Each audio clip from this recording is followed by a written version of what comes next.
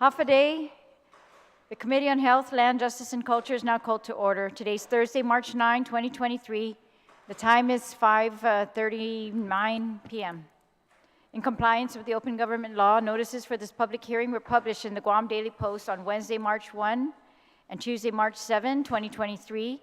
They were published on the Government of Guam Public Notice website on Thursday, February 23 and March 1. And Tuesday, March 7th, 2023. This hearing is being live streamed on the Guam Legislature's YouTube channel. Notices were also sent via email to all senators and main media broadcasting outlets on Wednesday, March 1 and Tuesday, March 7th, 2023.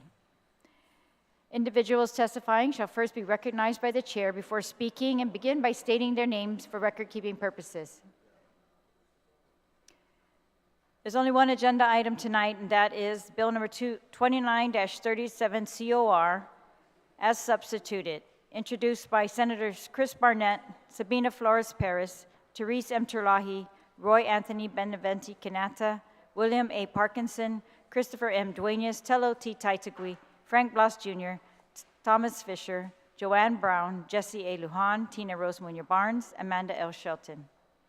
It's an act to renumber Section 4721 entitled Variance and to amend Section 4719 and 4721 entitled Variance, all of Division 1, Article 7, Chapter 4, Title 26 of the Guam Administrative Rules and Regulations relative to updating sanitation regulations to promote health and safety of our schools.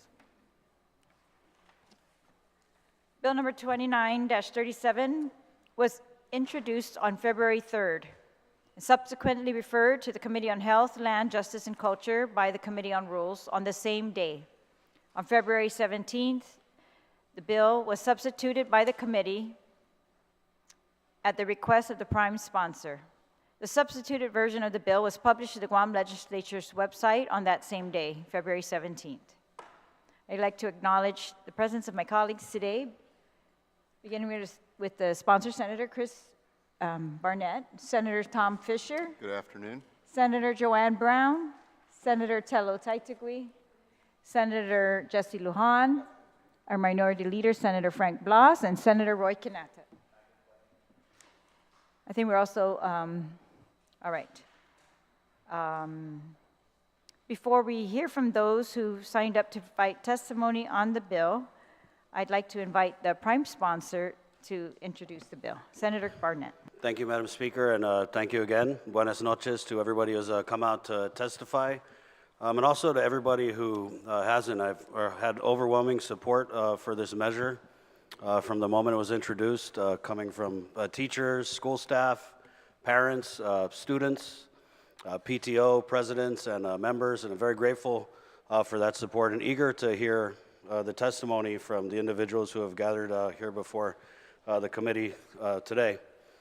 I don't want to take too much time. I think we all know where we're at. But when I decided to run for office, fixing the schools was one of the main things that people asked me to do. And coming into office and meeting with all the different stakeholders from the Board of Education to the Guam Department of Education officials, I've begun to realize how difficult that would be. Difficult, yes. Impossible, I don't think so. And so again, the intent of this measure is, and what it does really is speed up the compliance timeline that was put in place by administrative rules and regulations for schools. And these rules and regs came out in 2019, and existing school facilities have been given a 5-year window to come into compliance with the various sanitation and health rules and regulations. That 5 years is up at the start of next school year. It was interesting to note that when these rules and regs were being formulated, that the Guam Department of Education had requested a 20-year timeline to come into full compliance with these rules and requirements. And just having heard from all the different stakeholders, and most importantly, the parents, the students, and the teachers and the staff, really felt that there was just no sense of urgency. And I think that's relevant when you look at the conditions of our schools.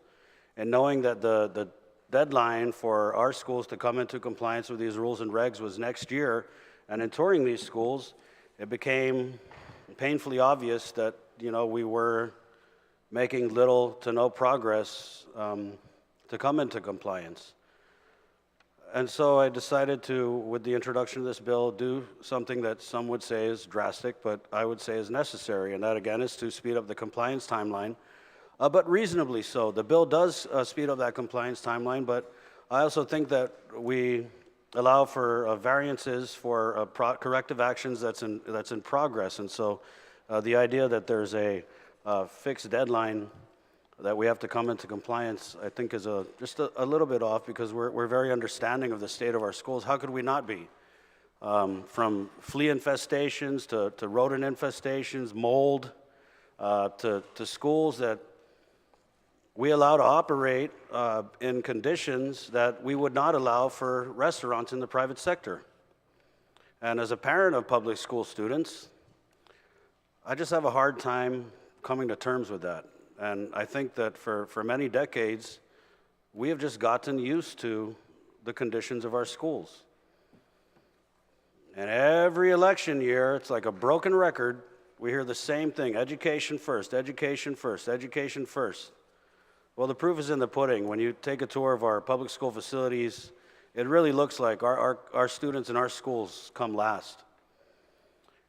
And in just touring the schools, it was also very frustrating to hear from the different personnel at the different schools, from the administrators to the teachers and the school aides, to say that they have informed GDOE central management of all of the issues, and that many times that information goes to GDOE central to paraphrase one principal I spoke with, it goes to central to die.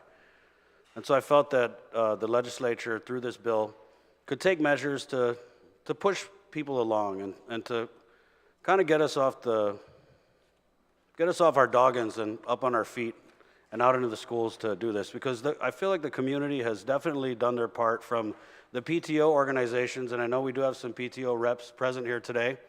I feel for them because they have to be creative. They have to be creative in how they raise money to address issues at our schools that should be addressed by us, the government.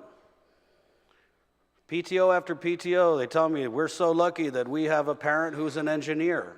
We have a parent who's a plumber. We have a parent who's a carpenter.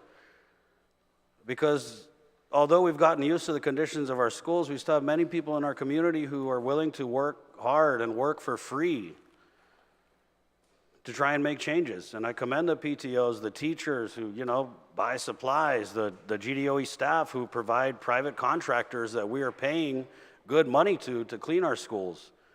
But what ends up happening is GDOE staff helps these contractors, provides these contractors with cleaning supplies. So, I mean, there's no doubt we could go on and on about the conditions of the schools, but I'm more interested in hearing the testimony that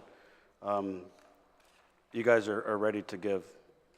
But at the end of the day, I just think that we have come to a point where enough is enough, and our people are tired of hearing about education and the students coming first, and they want our words to turn into action. And so we are committed with this measure and others, right? We know that it's a difficult but not impossible task, and I feel like this body is moving quickly to provide relief, whether it's through assistance with procurement, assistance with the spending of ARP funds. And so we are not tossing down this bill and running away. We're tossing down this bill and standing in the fight with you guys and trying to work together with you. As we have seen the ARP monies dwindle, right? What was once a $239 million pot of gold that we're never going to get again in this lifetime has dwindled down to $120 million for facilities. And so, again, I think the intent and the meaning behind the measure is very clear. And so, again, I'm eager to hear the testimony from those who have gathered today. Thank you, Madam. Thank you very much, Senator Barnett.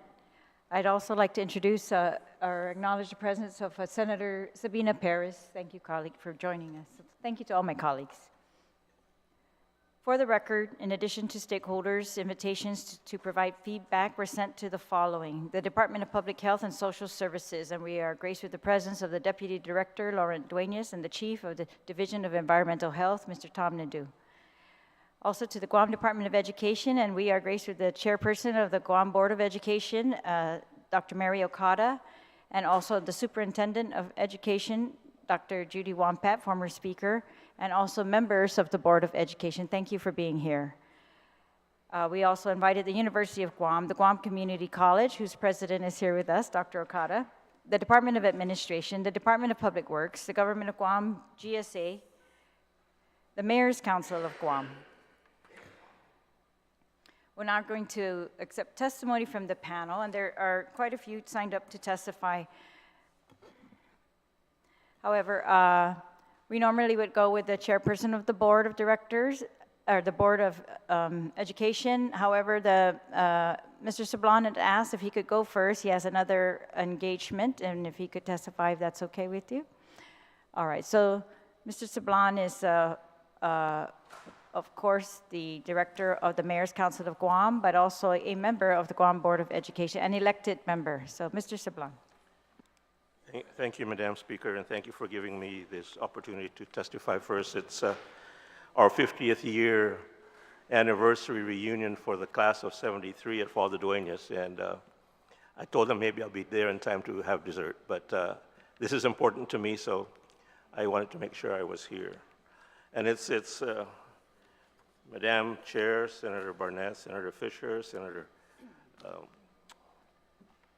back there? Joanne, Senator Sabina, Senator Telo, Senator Primo Chessy, Senator Primo Frank, and Senator Quinata. It's refreshing to see so many of you at a public hearing. I come to many public hearings, and sometimes it's so depressing because there's only one person up there, and it's just the person that introduced the bill. So thank you for all coming. Buenas and Viva Mes Chamorro and Viva Chamorro. My testimony today, if the site inspections in our schools for health and safety are conducted as this bill proposes, I would venture to say that more than half will receive an overall grade of D. And I don't think I'm very wrong, because just today, Simon Sanchez High School received a grade of D. And if they haven't changed grade scores from the time I was in elementary school, we all know a D is a failing grade.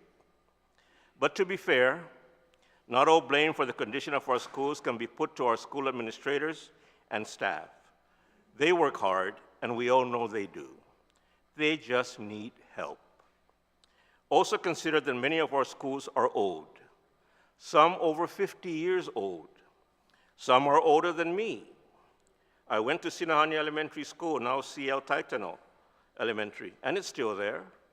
I went to Agani Heights Elementary School, and it's still there, but they really should have been replaced and rebuilt a long time ago. And many schools continue to get older, just like all of us. Even us as humans need to spend money to renew ourselves, revive ourselves, and yes, sometimes even replace ourselves. And the older we get, the more expensive it becomes. So too is the cost of repairing our schools, and the funding doesn't match the need requirements. So today we come here, we can all say that we are now paying the price for neglecting our schools for so long and for allowing them to fall in the state of disrepair that they are in today. Member Peter Atta of the board that I'm in commented at our last board meeting that he wants our students to see the light of day. I responded somewhat sarcastically. Our students do see the light of day. All they have to do is look up from under the walkway canopies and see the gaping holes where the sun shines through. And even worse, they can shower too when it rains.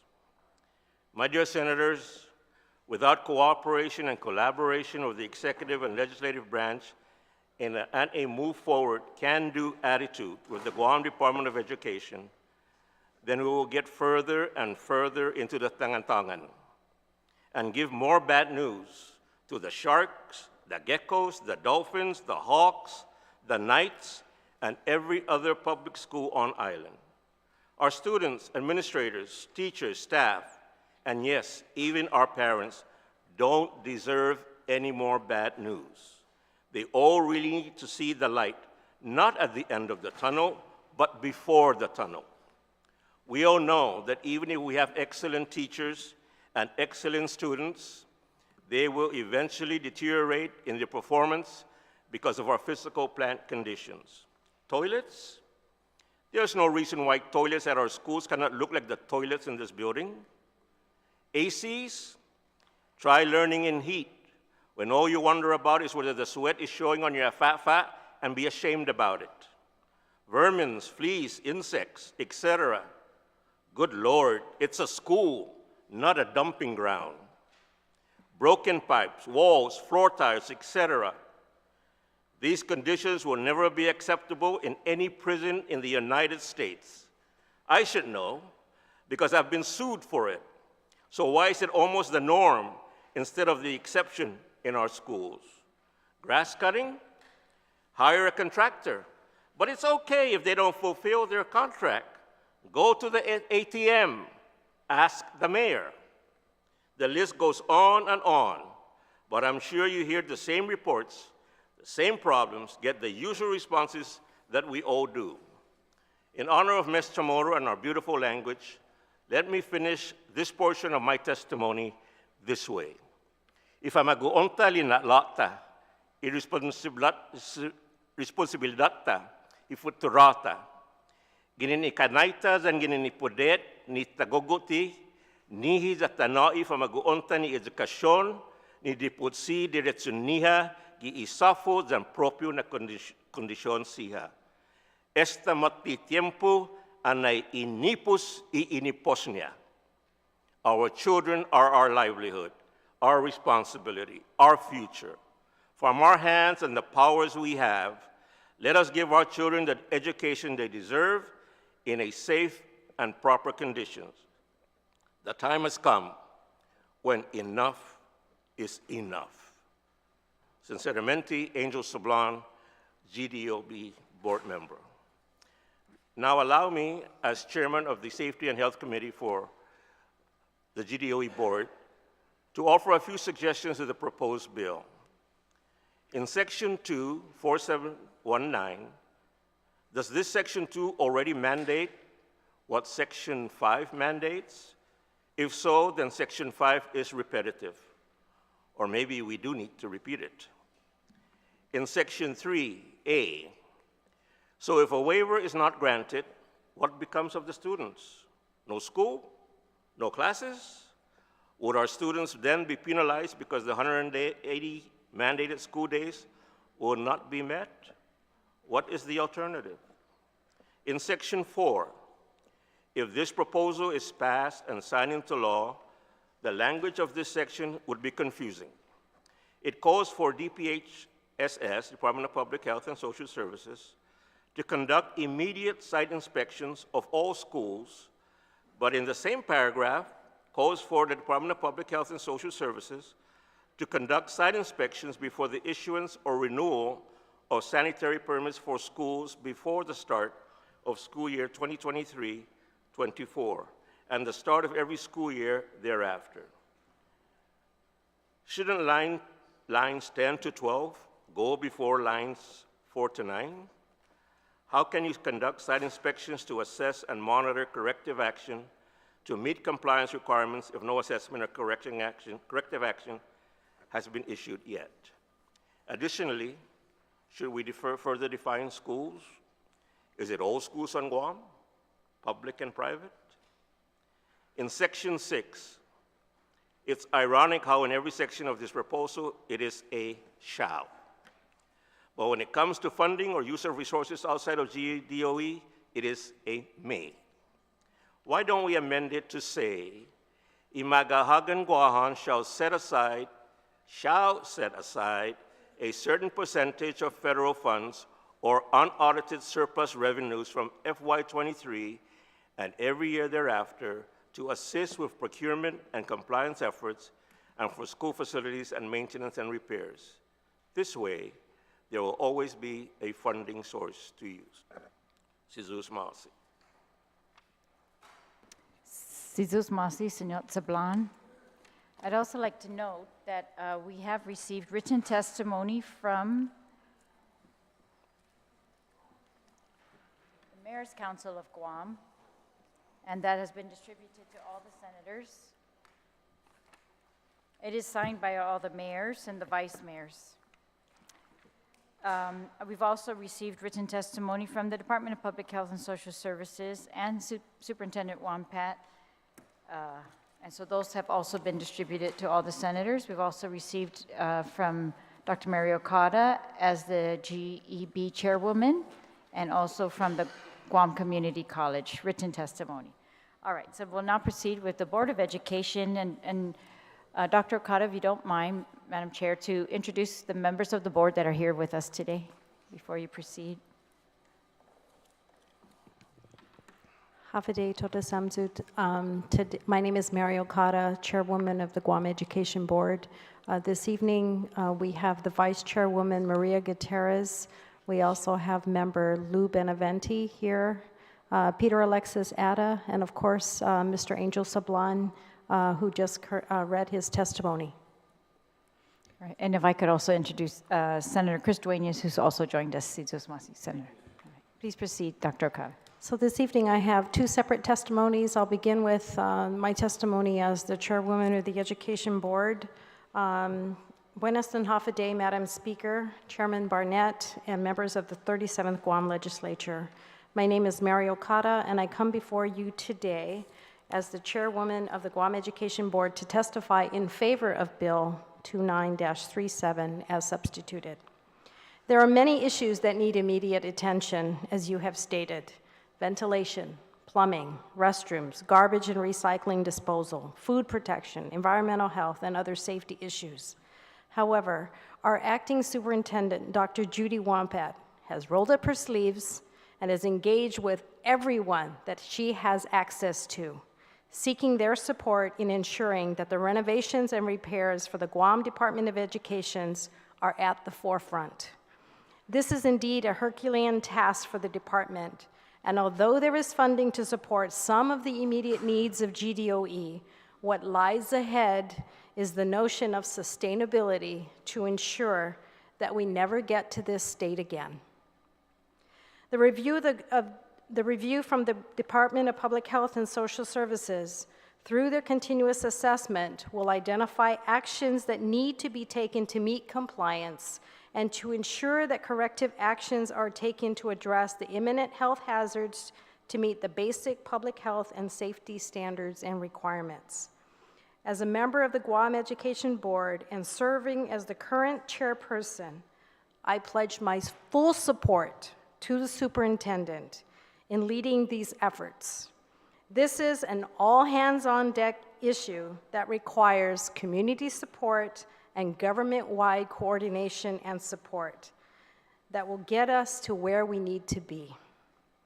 Thank you again for allowing me to provide the opportunity to provide testimony and support this evening of Bill 2937. Sidus Masi. Sidus Masi, Dr. Okada.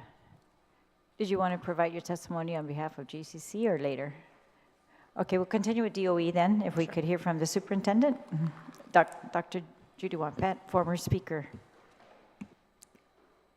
Good evening, Madam Speaker and Senators of the 37th Guam Legislature. My name is Judy Wampat, and I'm the Acting Superintendent of the Guam Department of Education. Thank you for this opportunity to provide testimony for Bill 29-37. In what is now my 5th week on the job, I started running because time is of the essence to address many issues in the Department of Education. What I did learn is about the wonderful, hardworking people there. I have visited schools and spoken to parents, students, teachers, staff, and administrators, both at the school level and at central office. And during this short time, I have seen their enormous potential that our school system has to offer. Yes, our schools are old, with many maintenance issues such as leaks in the roofs, non-functioning restrooms and fixtures, broken doors and windows, canopies and walkways with holes in them, electrical connections that trip, and other challenges that our students, their teachers, and school staff deal with on a daily basis. And I didn't even mention the numerous classrooms without air conditioning, or those with ACs that blow out hot air. We understand and are aware of all this. I understand and I am aware of all this. Though we have heard the stories for many years about facility challenges that DOE is experiencing, have raised my concerns to the levels that exceed my previous assessment as an outsider. This is why I share your concern and agree with the needed urgency that is cited in the legislative findings and the call for immediate action. This is why I have chosen facilities and capital improvement projects to be my main priority during my short tenure as the acting superintendent. As I have noted in previous testimonies, I have met with numerous stakeholders to obtain input and to ask for assistance, as well as numerous school and central office personnel, to get a clearer understanding of not only the issues, but potential solutions to these problems. In particular, I have met with my management team, the Deputy Superintendent Frank Cooper-Nurse, who is the deputy who oversees facilities and maintenance and capital improvement projects, as well as the division heads and external experts in these areas with their respective teams. In particular, I must recognize the contribution and work of the GPA team of engineers headed by Mr. Bart Cruz, Engineer 3, who is leading our CIP projects.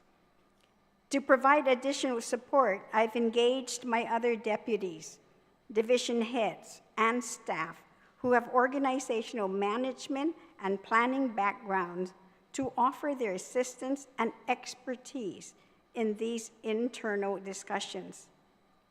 As a result of numerous meetings and collaborative strategy sessions, we have put together a very aggressive, but what we believe to be an achievable plan to address facilities and capital improvement projects over the coming months and years. As promised in my first few days as acting superintendent, facilities have been prioritized under the ARP funds focusing on air conditioning, facilities repair, and capital improvement projects. What was originally an $80 million budget for CIP is now a little over $130 million.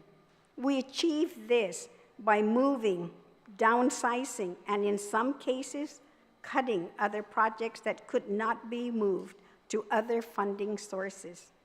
These were hard decisions, but ones that we all agreed needed to be made. With this movement of activities and availability of funds, we are now able to procure the supplies and materials needed for F&M staff, as limited as they are, and the schools to support their self-help efforts. Additionally, the F&M, CIP, and management team met on several occasions with school principals to discuss our focus and approaches to address all the public health concerns by conducting a self-inspection using some criteria from public health, and to categorize the infractions into 3 groups. 1, items that we can address at the school level. 2, items that can be addressed at the school level with additional materials and F&M support. And 3, items that must be addressed by capital improvement projects.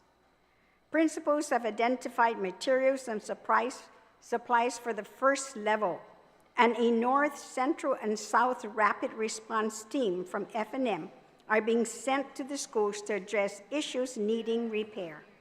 In other words, we are committing to address everything that we can do at our level from Central. We will provide them with supplies and materials and personnel support from F&M, as well as our external support from departments and agencies and community organizations. With all of this in the works, I am asking you to trust me and trust in our plan and efforts.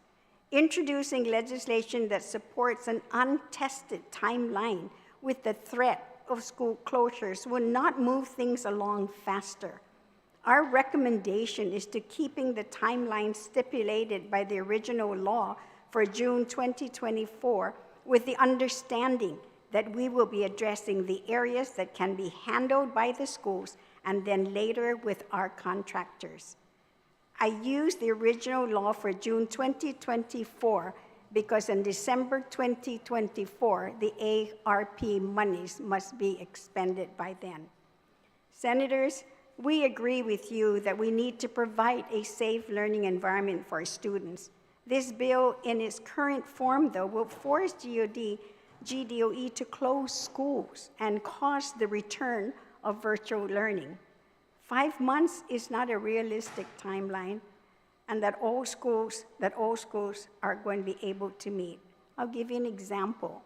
35 schools, these are the ones that are not under lease, have construction issues that require more than 5 months to fix. That's where the ARP monies are going. These are big CIP projects that would have to go out as an IFB. And I'll give you the timeline for that so you know how aggressive this plan is. The second is GDOE is required to comply with Guam procurement law, which involves review by the AG because our attorneys are no longer have the Assistant Attorney General designation, and that will slow down the process for procuring. And GDOE is not in a position to force the AG to approve all procurements in the next 5 months. So Senators, I want to thank you very much for this opportunity, and I'd like to, if I may later on, if you'd like for me to share with you the plan, this aggressive plan that we have in terms of addressing, and even more details if you like, on the 3 different levels that we are addressing. Thank you, Masi. Thank you very much, Superintendent. Are you saying that that plan is available for us to review? I can make them available to you. Yes, I'll have it typed out there on my wall. Okay. Because Okay. it's a timeline that I've set for myself. Appreciate that. Thank you. All right, we'll now hear from the Department of Public Health and Social Services, Deputy Director Lauren Dueñas. Hafaday, Madam Speaker, Therese Terlaje, and the members of the 37th Guam Legislature. I am Lauren Dueñas, Deputy Director of the Department of Public Health and Social Services, and I'm here to present Arthur Houston Augustine, the Director of the Department of Public Health and Social Services, testimony, who is presently off island. Thank you for allowing the department the opportunity to present testimony on Bill 29-37 COR, an act to renumber Section 4721 entitled Variance, and to amend Sections 4719 and 4721 entitled Variance, all of Division 1, Article 7, Chapter 4, Title 26 of Guam Administrative Rules and Regulations, relative to updating sanitation regulations to promotion, health, and safety of our schools. We humbly request that the previously submitted written testimony on Bill 29-37 dated March 7, 2023 be rescinded and replaced with the revised testimony on Bill 29-37 dated March 9, 2023, which we submitted to you. In 2017, the Department of Public Health and Social Services initiated the adoption of the revised rules and regulations governing the sanitation of school buildings with the purpose of improving our inspection efforts. A public hearing was held as part of the rule-making process, and Department of Public Health and Social Services received numerous comments from the Guam Department of Education. In response to their received numerous comments from the Guam Department, to their concerns, Department of Public Health and Social Services agreed to delay the effective date of the proposed regulations for existing facilities with the understanding that GDOE will be making all the necessary repairs and implementing the required maintenance to comply with the current and the proposed regulations. As a result, when the rules and regulations for school sanitation was adopted in 2019 with the approval of the Guam legislature, it contained a provision that granted existing schools 5 years until 2024 and the 20 years that GDOE requested to come into full compliance with the requirements. At this time, I would like to have Tom Nadeau, Chief of the Division of Environmental Health, present the rest of the testimony. All right, Thank I'd you. also like to acknowledge that copies of your testimony, 6 pages, I think, have been presented to all of the senators, just so you know. All right? please 7 proceed. pages, ma'am. Thank you. Thank you. Considering the recent inspections of a handful of GDOE schools, it is evident that GDOE is not addressing the many structural and sanitation deficiencies of its schools. It suggests that active regulatory enforcement may be the only means to get GDOE to comply with the sanitation requirements. For such reason, Public Health is supportive of intent of Bill 29-37 to effectuate enforcement of the regulations starting this year. However, the Department cannot support the proposal itself because of additional requirements outlined in the proposed legislation, which will have profound adverse impact beyond GDOE inspection and sanitation. Public Health asked the legislature to consider the following. Number one, the rules and regulations for school building sanitation, regulation that will be referred, governs not only the schools of Guam Department of Education, but it also includes University of Guam, Guam Community College, and the island's private and charter schools. School, as defined in Section 4704 of the regulations, means any establishment, public or private, for the care and education of students from kindergarten through grade 12 in any college or university or institution of higher learning. Making no distinction of the type of school, the proposed amendment of Section 4719, lines 2 through 4 of page 3, requires clarification. It states that public school facilities in existence at the time of these regulations take effect shall come into full compliance at the start of school year 2023 to 2024. Since the term public school is not defined in Section 4704, we assume that this means all GDOE schools, charter schools, UOG, and GCC will need to comply before the start of school year 2023-2024. In addition, the proposed language appears to exclude private schools from the requirements as it is neither referenced in the proposed language, nor is it defined in Section 4704. Does this mean that existing private schools must meet the requirements of the regulations immediately should Bill 29-37 pass? While we acknowledge that GDOE schools are the greatest concern at this time, the legislature needs to be aware that UOG and GCC have yet to secure a sanitary permit for their respective campus, and we have yet to determine if they have fully met all the requirements of the regulations. As a result, there's a great possibility that both institutions of higher learning may fail to obtain a sanitary permit, and thus will not be permitted to operate for part or all of school year 2023-2024 as proposed in Section 4 of the bill. 2, the proposed amendment of lines 2020 to 2024, 22 to 2024, page 3 of the variance requirements requires clarification. We assume the word closure in the bill means a suspension of the school sanitary permit. If so, then it should read suspension of the center permit. In the past, public health has allowed GDOE to close off certain areas of the school, but the department did not suspend the center permit, which allowed the school to continue operations as authorized in Section 4720H of the regulations. Public health does not pursue condemnation of facilities, nor are we authorized to do so. Thus, the word condemnation in this bill is not appropriate. The suspension of school center permit occurs when 41 or more demerit points are received, or when there's an imminent health hazard at the school, like a fire or a flood. As currently proposed in Bill 29-37, it can be interpreted that variance cannot be allowed for any violation, even if an alternative solution exists, if such violation was one of the causes of the suspension resulting from the demerit score of 41 or more. We believe that this may not be in the best interest of vested stakeholders.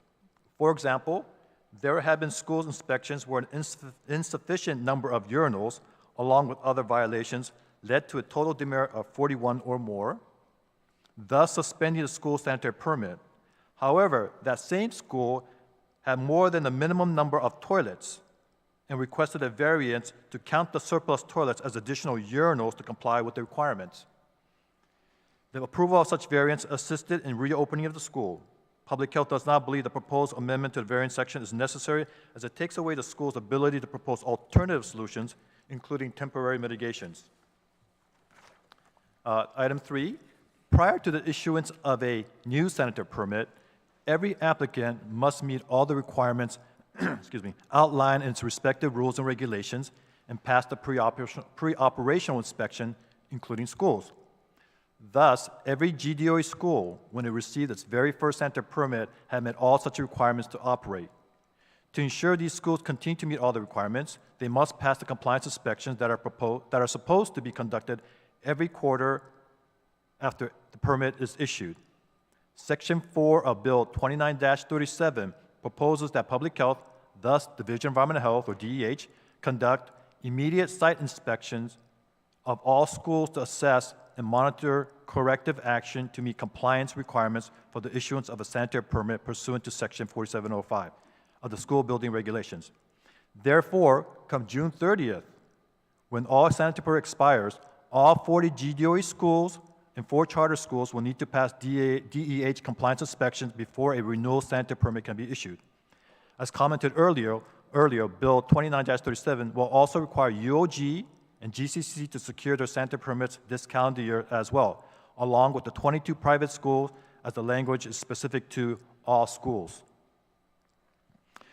Assuming Bill 29-37 is enacted as written and fully implemented with the current staffing of DEH, please be informed that it would take over 500 working days to inspect all 66 permitted schools on the island.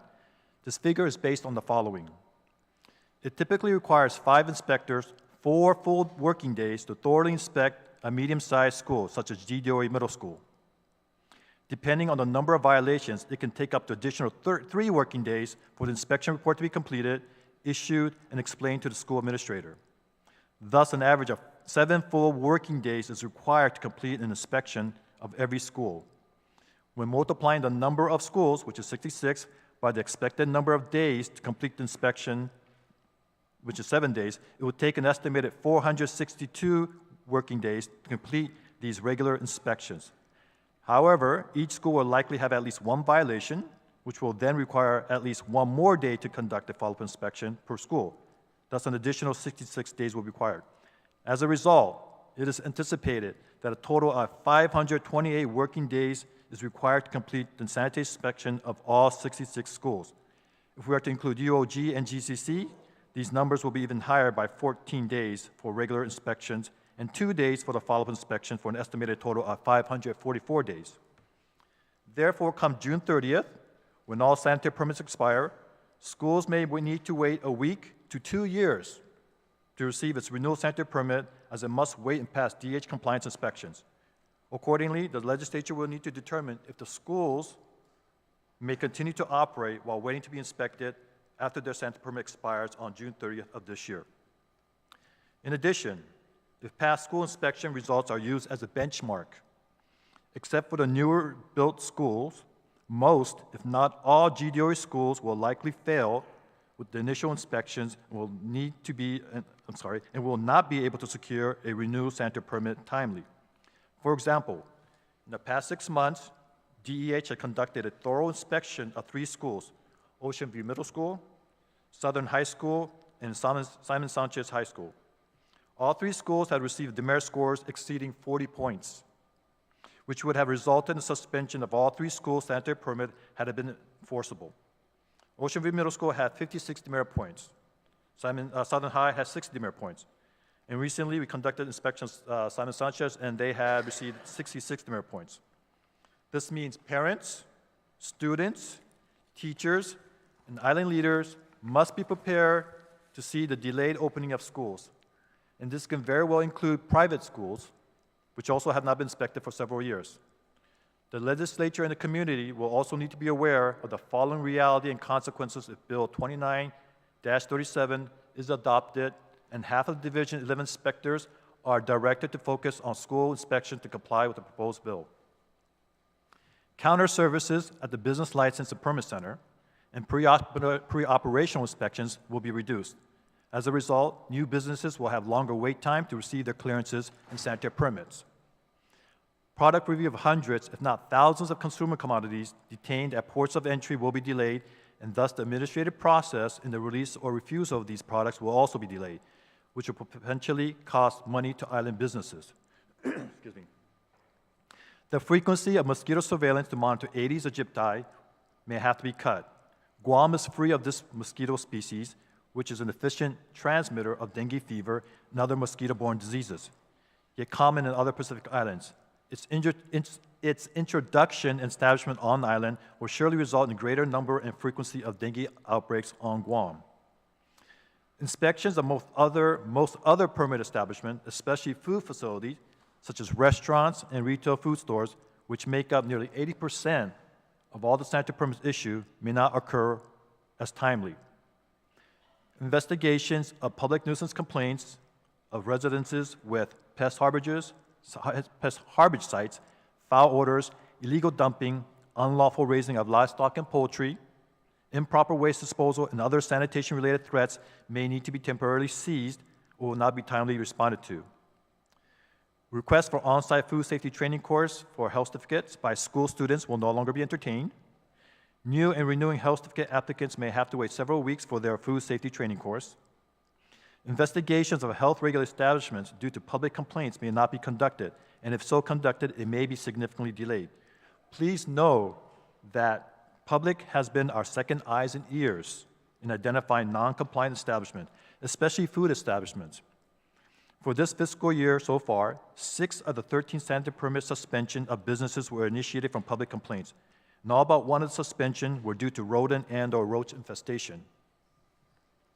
Finally, a comment to Section 6 of the bill, which essentially encourages Guam's lion agencies to provide support and resources to GDOE. In 2015, DEH had developed and implemented a pilot project named Community Supported School Maintenance Program, which sought to utilize the community's resources to assist GDOE in improving and maintaining schools. Similar to the concept of Section 6, GDOE was encouraged to seek and support the assistance of islands, government, and even non-government entities. To assist them in that endeavor, over the course of 3 years, DEH had worked with 6 pilot schools from GDOE, which included Simon Sanchez High School, in developing a manual and toolkit that GDOE could use to plan and execute the concept. This project also provided GDOE a better understanding of the requirements of the school sanitation regulations and their ability to identify them through DEH training. Unfortunately, due to lack of commitment from all 6 of the pilot schools, our efforts for the adoption of the manual and toolkit by GDOE were unsuccessful. In that same report, which we provided to GDOE, this department shared the following.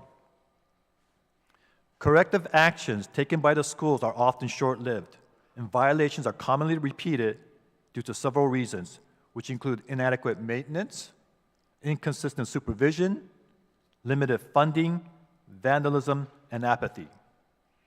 Based on the information gleaned from the pilot schools, the effectiveness of the pilot project could not be adequately evaluated.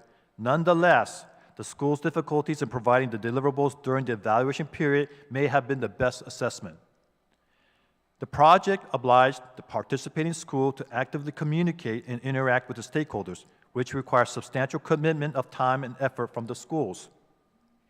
Thus, if the school had difficulties committing resources, including time and manpower, to pursue the project, then that school would not likely be able to do the same if the manual and toolkit were officially adopted and used to actively seek, communicate, coordinate, and effectuate the needed resources and services from the community. We encourage you to read the summary report of that project, which is enclosed with this testimony, along with the entire project report and its accompanying workbooks. While the proposal outlined in Section 6 of Bill 29-36 may appear promising, this department is not overly confident that it will work in the long run, as it has been tried before. What success that may occur if implemented will likely be fleeting. Of significant note, during the period of the pilot project, DEH conducted an inspection of Simon Sanchez in October 2015 upon receiving a public complaint of the school's poor sanitation.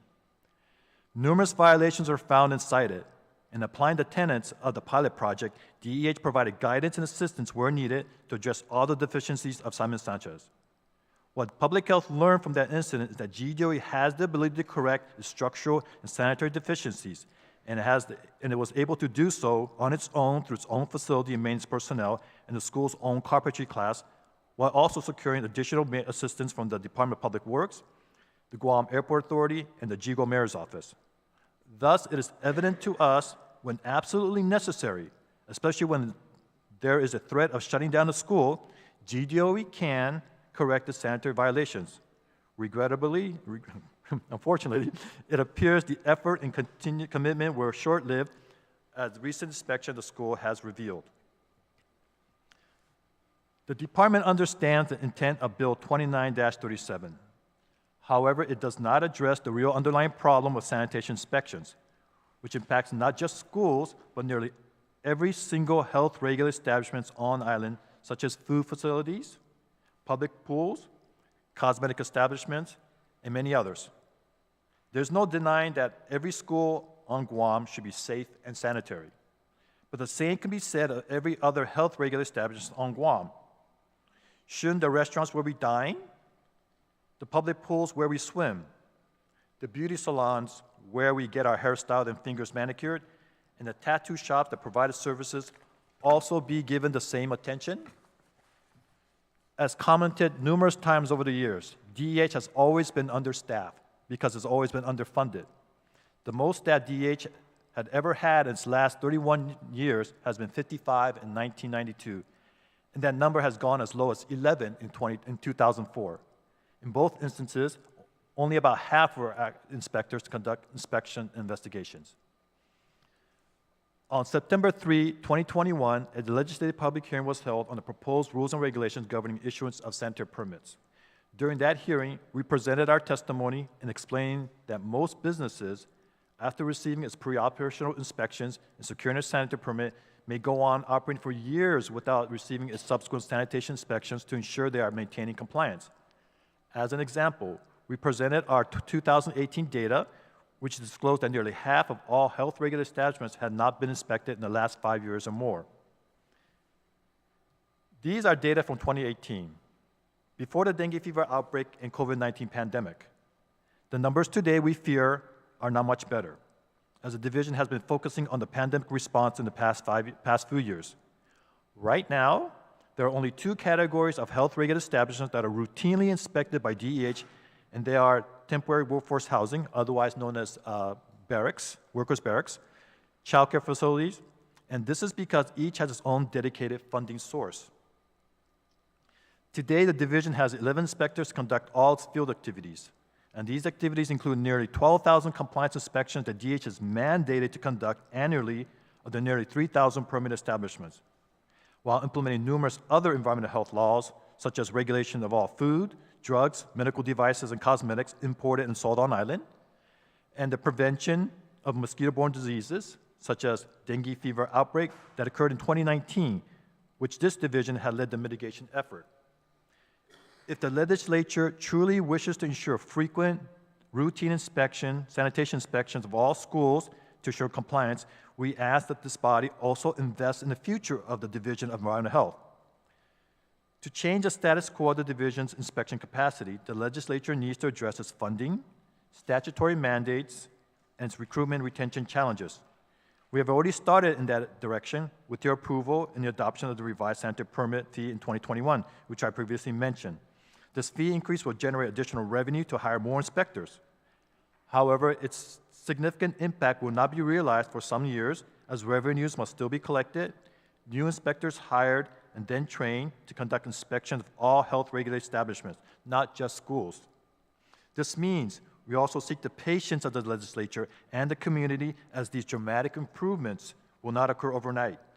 Even if DH were to receive all the necessary funding at this moment to recruit all 37 needed staff to conduct inspection and supervise every permitted establishment, including schools, 4 times a year as required by law, we will not be able to immediately comply. We would still need the time and the applicant pool to fill these positions, which is one of the reasons we opted to gradually increase the sanitary permit fee over a 6-year period, so to allow us to adequately plan and prepare to recruit, train, and retain new inspectors. We have already started this endeavor. Once again, the Department of Public Health and Social Services supports the spirit and intent of Bill 29-37, but it cannot support the proposal as written because of the consequences that arise from its implementation. We believe alternative legislation exists to enable GDOE to meet sanitation standards and in the process address the challenges of Division of Environmental Health so it may adequately do its part in providing safe and sanitary school facilities with all the needed resources, such as through the repealing or amending of the existing laws that hinder the division. The department has already met with the Speaker, thank you, Speaker, and started a dialogue on this very issue, and we look forward to continuing that discussion. 2, identification of additional dedicated funding sources for other DH mandates. Aside from inspecting health-regulated establishments, the division has mandates that are not actively being implemented because it's unfunded or underfunded. Finally, support a DH recruitment and retention plan, which is nearing finalization with the help of external stakeholders, which include UOG, GCC, Human Resource Division of Department of Administration, and the Department of Labor. Thank you very much, and Jesus Mas, respectfully, Arthur U. San Agustin, Public Health Director. Thank you. Thank you very much to Public Health, the Deputy Director, the Director, and of course you, Mr. Chief Nadeau. I very much appreciate the hard work that you put into your testimony today and pretty much regularly when we ask you for that. So, Sidus Masi. All right, I would like to ask the panel here, I have some parent-teacher organizations representatives who would like to testify, so I'd like to hear from them before the senators ask questions. So if you could just, let's see how many there are. If you could raise your hand if you're a PTO and you would like to testify, please have a seat. There's still seats available. Please come on up. Any others? Is there anyone else who would like to testify who I have not recognized yet?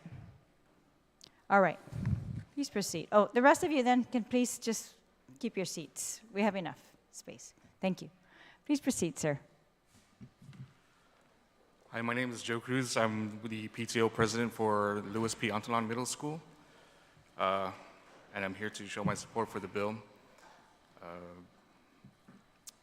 I was listening to the testimony here that they were giving here, and they do bring up some valid points on some of the language of the bill.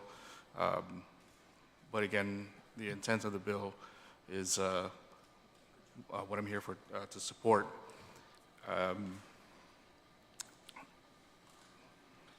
I just believe that schools need to have these issues addressed so that the kids can have a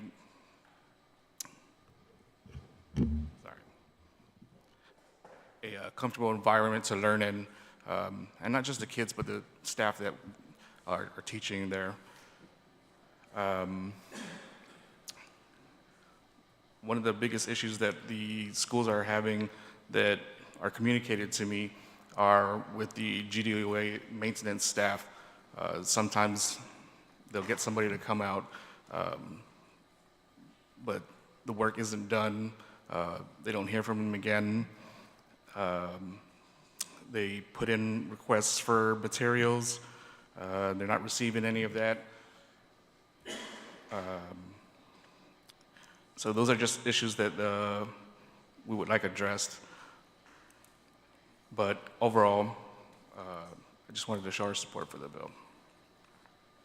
Thank you very much, Mr. Cruz. You are Thank the you. first one to sign in this evening. Yes. I really want to thank you for your willingness to take the effort and come down and testify. Si Diyos masi. Thank you.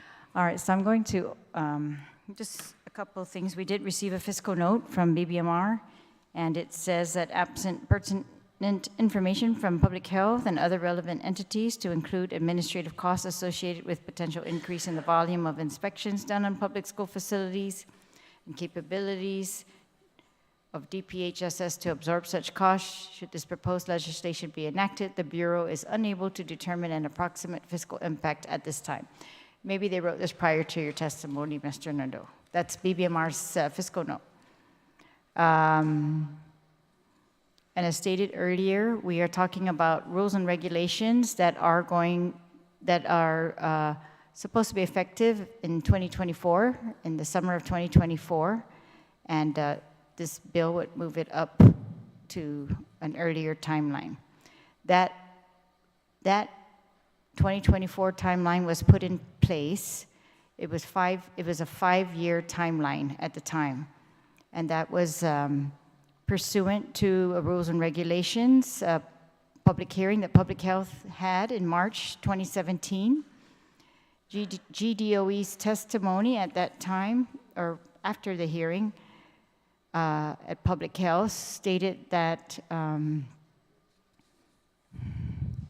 well, they made several recommendations at the time. They wanted to remove both sections completely and add language that all 41 existing schools are grandfathered and subject to existing regulations, or leave the subsections in but change the number of years to comply to 20 years and qualify that enforcement is subject to GDOE receiving the necessary funding to comply, or leave subsections in but change the number of years for full compliance to 25 years and enforcement subject to GDOE receiving funding each year to be compliant.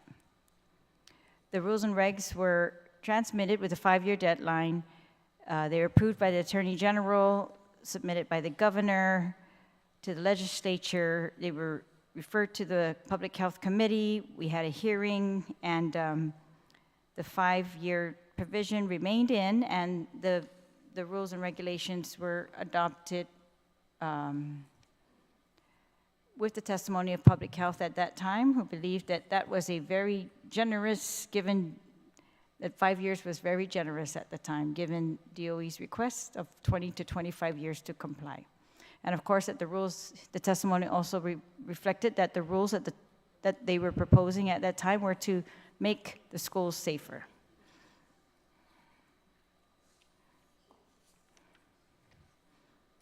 All right, so, and then those rules lapsed into law June 13, 2019. All right, so we'll begin now with questions by the senators here, and we'll begin with the sponsor, Senator Barnett. Thank you, Madam Speaker, and thank you so much for your testimony. Thank you, Madam Speaker / Superintendent. I did just want to start with asking you a few questions.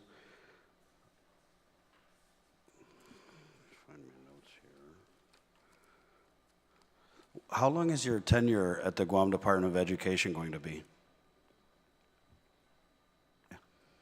My tenure? Yeah. I mean, in the past or currently? No, currently. Currently? Yes, ma'am. Up to June 30th. Up to June 30th. So you've put in a lot of these. I mean, they're great plans, and I do have to commend you that, yeah, you have been. I said, we need to get off our dog, and you've got off your dog, and you've been working hard. I see what you're doing. But I'm concerned about the continuity, right? So you're putting in these big plans in place. We're getting a new superintendent in June? Yes, July 1st is first Right, day. yeah. So I just have to ask, when we get this new superintendent, what guarantees are there that he's going to continue with these plans they're great plans that you have put in place? Yes, and I'm glad you asked the question. A lucky thing I took a picture of my wall. So I wrote down in February, of course, I met with 40 contractors. I actually reached out to the Guam Contractors Association, and they set up a meeting to meet with us and my team. So 40 of them came and were interested in the projects the CIP projects that we want to do for our 35 schools. So here we are in March now. So the staff with the engineer are writing up the scope of work now so that they would be prepared to bid them out. April, with the publication then of the IFB for these major CIPs, these projects, again, for the 35 schools, and giving us 30 days then to actually give the contractors time to go out to the schools to do a site inspection so they can determine then for them to be able to put in a proposal, a price proposal for the work to be done.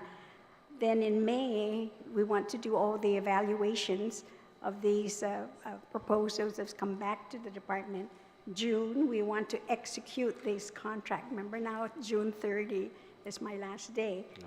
And then, but what we want to do at that time before the end of the month or the beginning of July is to actually then have the work start. So it's going to be from July to September of 2024 because it expires in December 24. And we want to be able to expend these monies before then. Right. So that's the timeline that I've basically set for the department moving forward to make sure that these plans will continue, because once these contracts are signed, even the new superintendent won't be able to stop it. Thank you. So you're basically telling us that by the start of the new school year, corrective action that's required at all of the school sites will already be in progress and underway? Yes, so what we did also then, as I was going around to the schools and meeting with the people and hearing about all of their requests and looking at all the demerits that our schools were getting, that we found really a commonality here. And the very first is that, and several have mentioned that, is that we have parents, we have other members of our community, we have departments and agencies who are willing to help to provide the manpower, but what we need to do is to provide supplies and materials. So we're using then the ARP monies, yes, to be able now to have an open purchase order. So we've been doing that already. We started to do it to get the supplies and materials that we need. The principals are coming down to pick them up, or our guys will take them out to the schools. That's the first level, which is the self-help.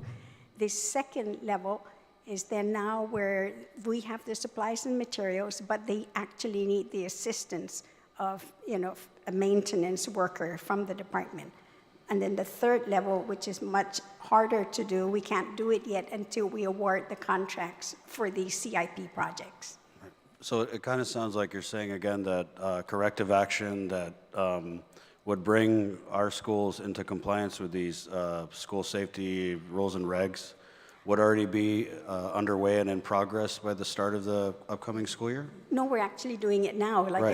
So we've created this North Central Rapid Response Team. Correct. And we also have the emergency team. So we actually have these two groups. So we have this chat with all the school principals, and they tell us first thing in the morning, there's a water leak, a toilet bowl that's constantly, running, or water's gushing, out somewhere in the pipes or what have you, or there's a break-in, then they need to go in to provide assistance. So as soon as we get that, then, our guys then start, Sean and Mr. Tovis or Nick will send out then the teams to the schools. They have also arranged it where some of these, the team members who actually go after school into the schools, then after school hours to go into the schools to do some of this repair.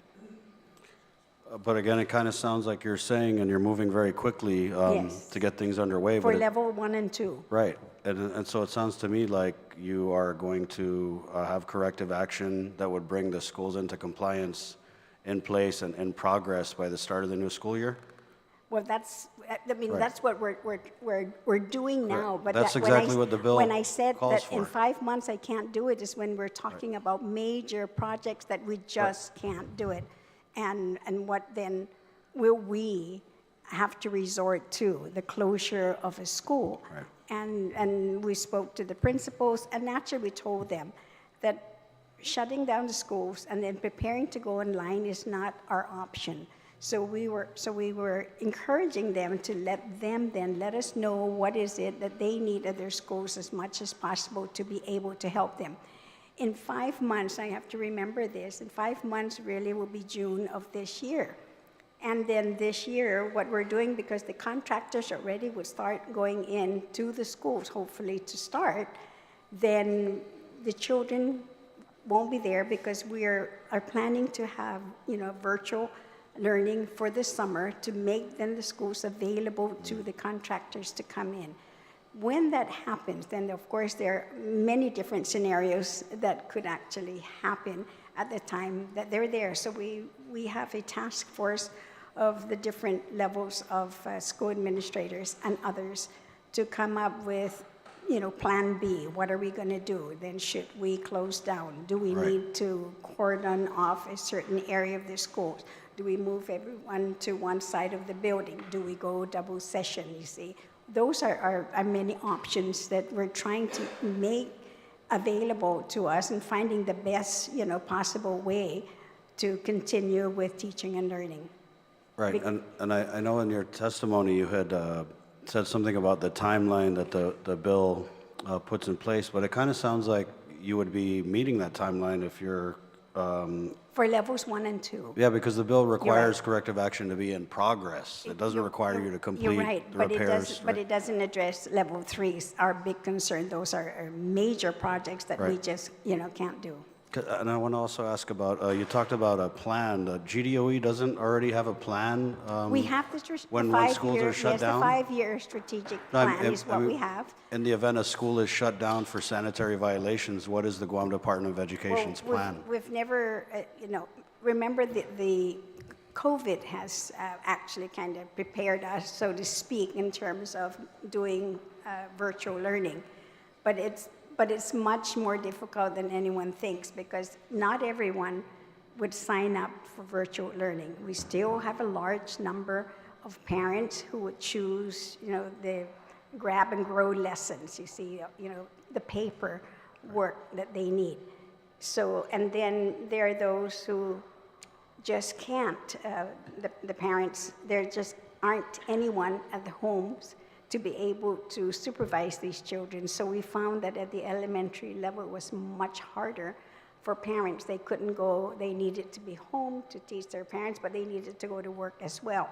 Middle school and high school, schoolers, those guys are fairly independent, so they can be on their own, but it's the elementary level that's going to be very difficult. That's what we're hearing from parents, that it's very difficult for the parents to be home to supervise them either with hard copies or with virtual learning. So the plan is if, for example, let's say that these rules and regulations were in place now, Simon Sanchez High School was inspected, they got a D rating, which I believe if a restaurant got a rating like that, would they be shut down? They would be, yeah, they would be shut down, thank you. And so your plan, if that was the case, would be to require the Sanchez students to go to online learning? We would have no choice but to do that, you're right. But we can't do it immediately because what we have to do is to assign these computers, these laptops out to the parents and the students. And then the teachers will have to plan hard copies to give to the children. Sounds pretty difficult.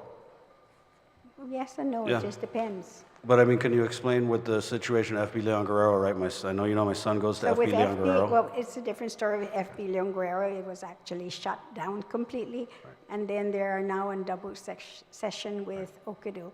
So that was, one option that we were looking at as well. Do we do that? Do we do that within a school? Like take for example, Agata Johnston or even Benavente Middle, because they're identical in terms of construction. So you can close off a wing maybe that they need to work on, and then the other 2 wings, we would have the students from that grade then do a double session with them. That's just an example, please. I don't want the parents to think we're going to do this, but we have to look at many different options so that we can continue with teaching and learning. Right, and to me, it kind of looks like maybe GDOE, and not necessarily directing this at you, but that there isn't a plan to implement in the event that schools shut down because the Department of Education has got entirely too comfortable with not being held accountable. And that's exactly what's happening here is we have public health going out and conducting what are, in my opinion, window dressing inspections that there's no teeth. Southern High's got a D. But Sanchez has a D. George Washington High School, in the event it was inspected, I'm pretty sure would have a D. So these schools, if these rules and regs are in place, would be closed down. So I guess my question to you is how is it okay for, and just address the students, the parents, the staff, how is it okay for our students to go to schools in conditions that if we had, health and safety standards, rules and regulations in place would lead these schools to be shut down? How is that okay? it's not okay. But you have to remember that this is a double-edged sword. The department could not continue with they had 70 employees, 35 are on board, 25 vacancies.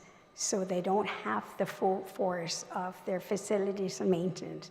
Secondly, they've not received a single allocation appropriation for maintenance, supplies and equipment. So it's like they always say, we may have a carpenter might be able to go out and work, but if he doesn't have the tools that he needs, he can't do the work.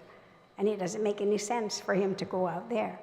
Now, yes, we do. We have the ARP money, and we're fortunate to have it, to be able then to do this. So it's not just, so we're doing this for now, but then after that, then I'm going to have to come back to the legislature, because one of the things, and I'm sorry, I'm not going to be there, but I'm going to make the recommendation to the new superintendent that they seriously, the department seriously do exactly what we're doing for the Lee School, is to then go into a public-private partnership to get them out there, then to continue to maintain our schools. But that's going to cost millions of dollars, and seriously, you need to think about this. So it's one of two things. Every year you appropriate the monies for the maintenance of all of these 35 schools, or every couple of years you're going to have to build new schools. That's the bottom line. Like Mr. Angel Sablan said, the schools are older than most of you up there. So it's just too difficult. I'm not saying it's not too difficult. I'm saying is that when we have, like for example, level 1 and 2, when we have the supplies and materials, we continue to fill the positions of our facilities and maintenance division, then yes, our guys can go out there, because when you really look at it, when we looked at the demerits, a lot of them are, hygienic, and cleanliness, work that needs to be done.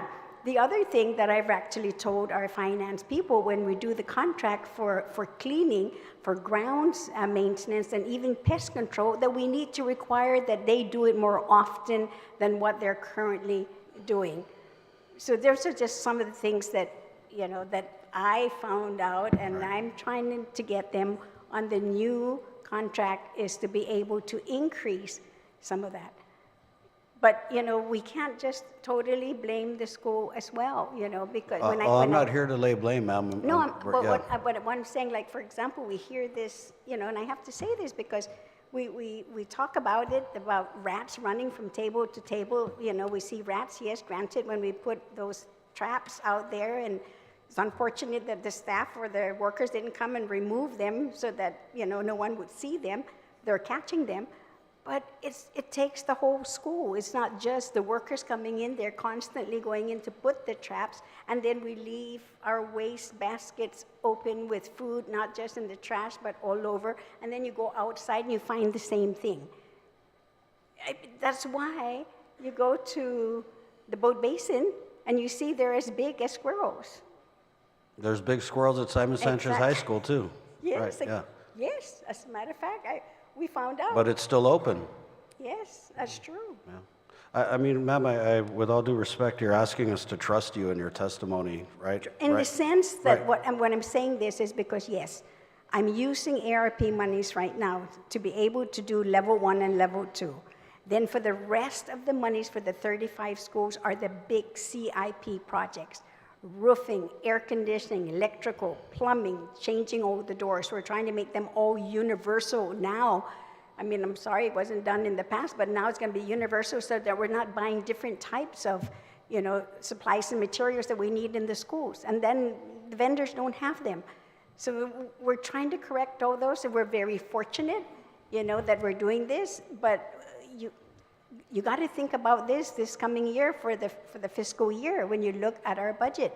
Now is to actually, provide some funding. And like utilities, please pay for utilities. We're paying $22 million out of the ARP monies now for utilities because we didn't get the appropriation. Again, you're asking us to trust you, and I mean, I told you I'm very encouraged by all the things that you're doing as the acting superintendent and the ways that you hit the ground running and how you've been open to dialogue. But GDOE doesn't have the best track record. And Public Health's own testimony, I'll just read it out to you. Considering the recent inspections of a handful of GDOE schools, it's evident that GDOE is not addressing the many structural and sanitation deficiencies of its schools. It suggests that active regulatory enforcement may be the only means to get GDOE to comply with the sanitation requirements. For such reason, Public Health is supportive of the intent of the bill to effectuate enforcement of these regulations starting this year. Right, so I mean, Public Health's testimony is just rife with, for lack of a better phrase, throwing GDOE under the bus. Well, and we've heard it and before. you're right. And we want to trust you, but what guarantee is there? And I totally understand, where Public Health is coming from, because I own a business as well.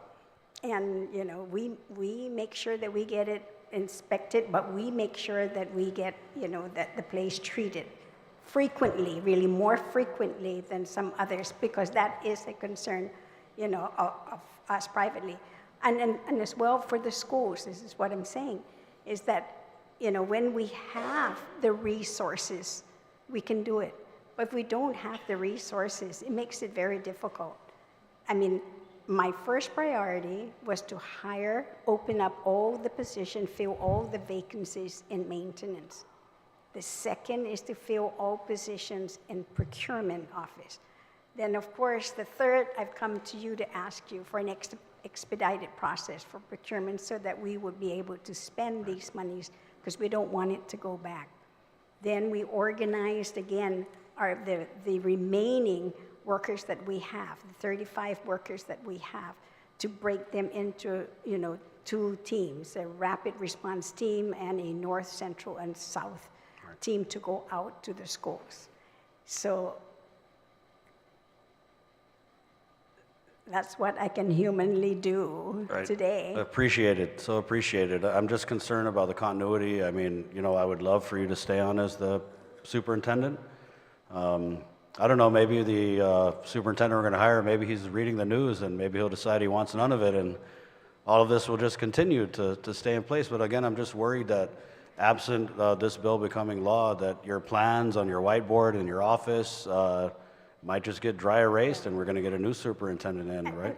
And that's why, like I said, that I wanted to have all of these things in place, to lock them in where you cannot then, especially with contracts, otherwise will be sued. So I want to make sure that those are all in place. I will do a transition report, formal transition report in terms of everything so far that we've done, and, encourage that he continues with this in order then to make sure that, we don't have our school shut down. Thank you, ma'am. Mr. Nadeau, thank you for your testimony. I was just a little confused because I know we had you in here for a public health roundtable. I think it was Madam Speaker's committee had a public health roundtable, and I just wasn't sure how frequently you guys are inspecting the schools. Even based on your testimony, I'm just not sure about that. So can you tell us how frequently you inspect the public schools?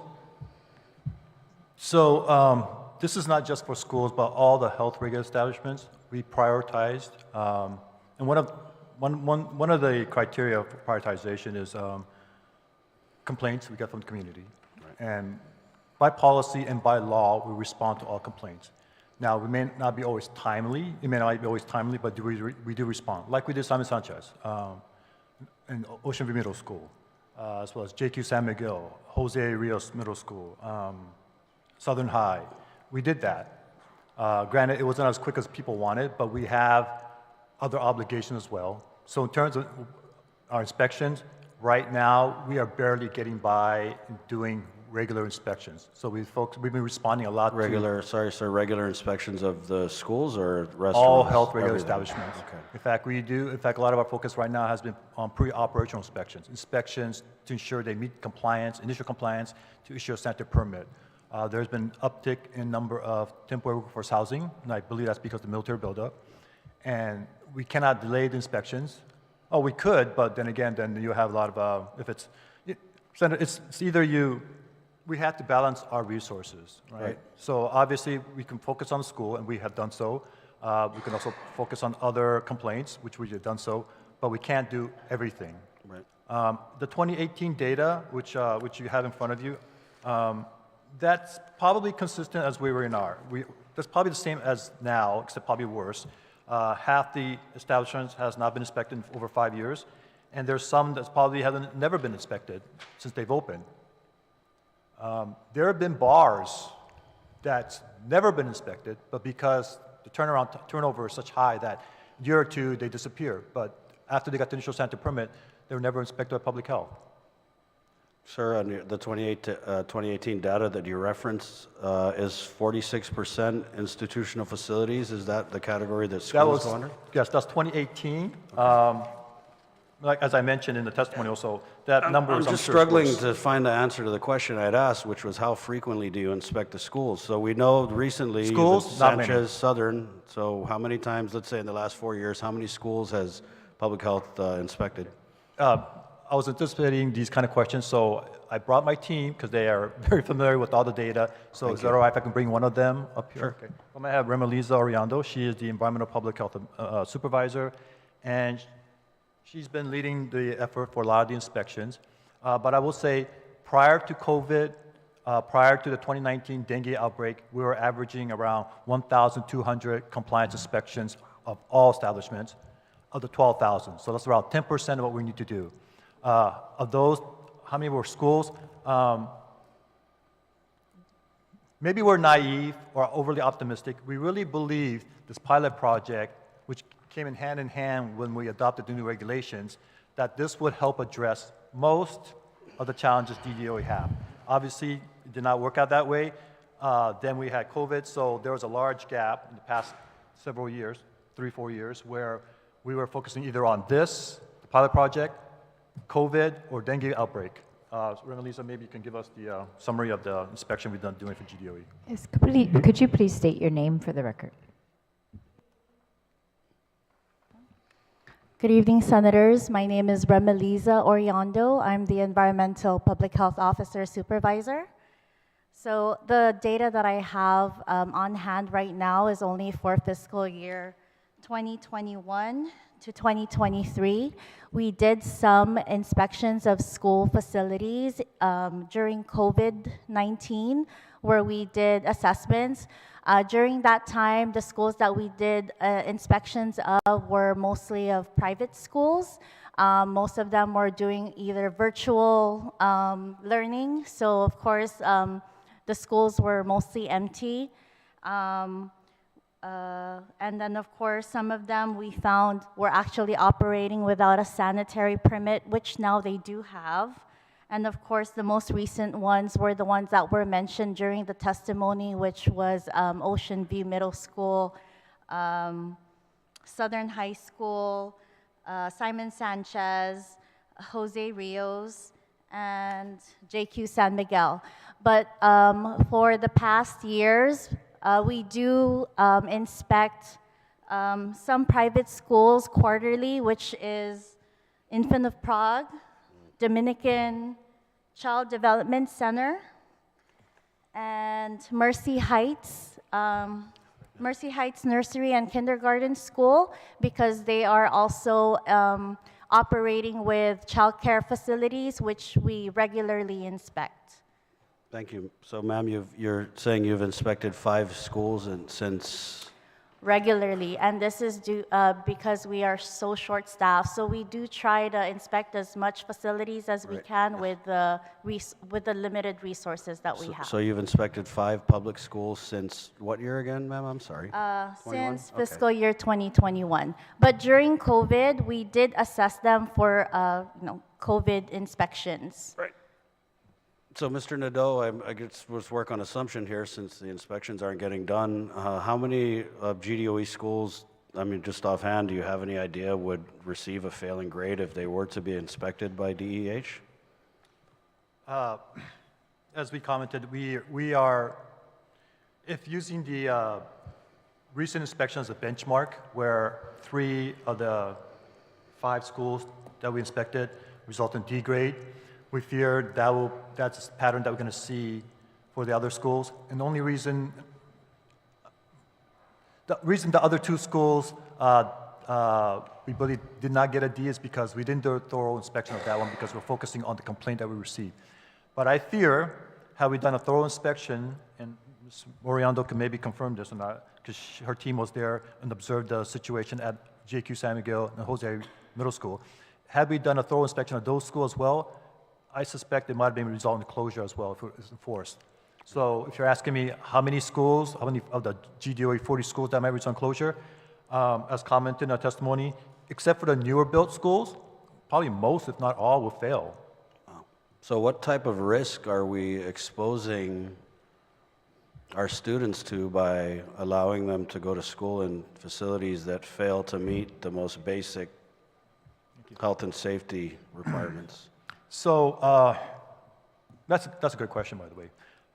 So if using data and data alone, so there's no data that I'm aware of, any morbidity or mortality report of death, injuries caused directly from attendance of school that's not met the requirements.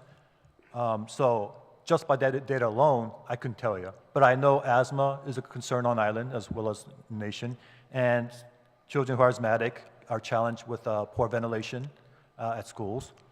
Of course, diarrheal diseases from poor hygiene, not washing hands, that's always a concern. But in terms of actual data, I don't have anything to say that going to school is bad for you or it's dangerous, but the potential is always there. But for us, it's prevention. That is our mission, to prevent. So if it requires a closure of school to prevent possible outbreak, then I think that's something that we need to do, and we will do.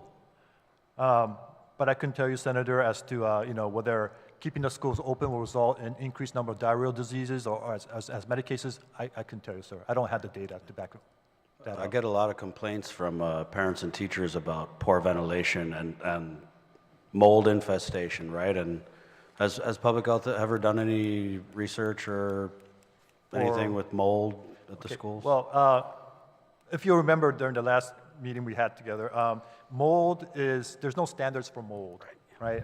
Everyone reacts differently. Some are hypersensitive to it, others are not.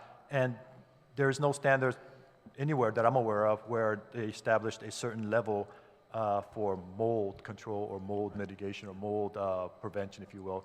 Just everyone reacts differently. But we do recognize it can trigger respiratory response for those who are primarily asthmatic or other kind of respiratory infections. So it's a concern, and that's why we address it through ventilation, temperature, and humidity, because they can control the extent of mold growth, especially humidity. And that is on our new regulations, while in the past, our old regulation was kind of silent on that. And it's one of the reasons why we sought to adopt new regulations, even though we recognize GDOE had challenges, but we believe that was something that was worth pursuing, and thus the adoption of the current regulations. Very grateful for your testimony, because you guys are the experts, right? My staff are the expert. Right, yeah.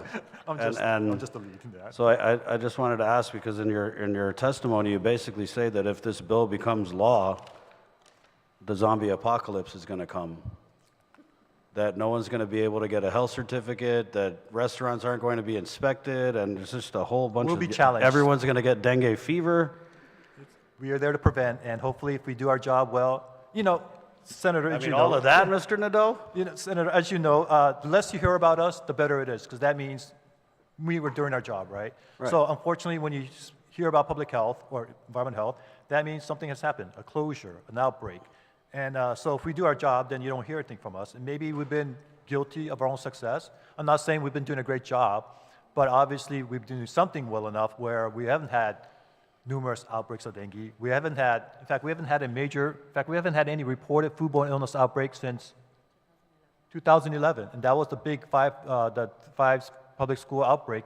And we're not saying that because of our efforts that's happening, but it's just that we have strong legislation, mandates that allow us to minimize the potential. And you know, the key is prevention, and we are I'm not going to repeat the same thing over and over, but we are challenged with resources. Right. But yeah. we're doing best we can by prioritizing, and we're not saying the school's not a priority. It is, but we have to find that balance. Yeah, it doesn't seem like the schools are a priority, because when you're talking about the inspections that you're conducting, and you've only inspected 5 schools since 2021. We can say that for the same thing for the restaurants, sir, and everyone, let's not get our stuff, everyone eats and everyone enjoys going to the restaurants. There are numerous eating facilities that has not been inspected in years. We've never made it a secret, Senator. It's never been a secret. You were a reporter, sir. Yeah. In fact, I remember speaking to you about this, and we shared our challenges.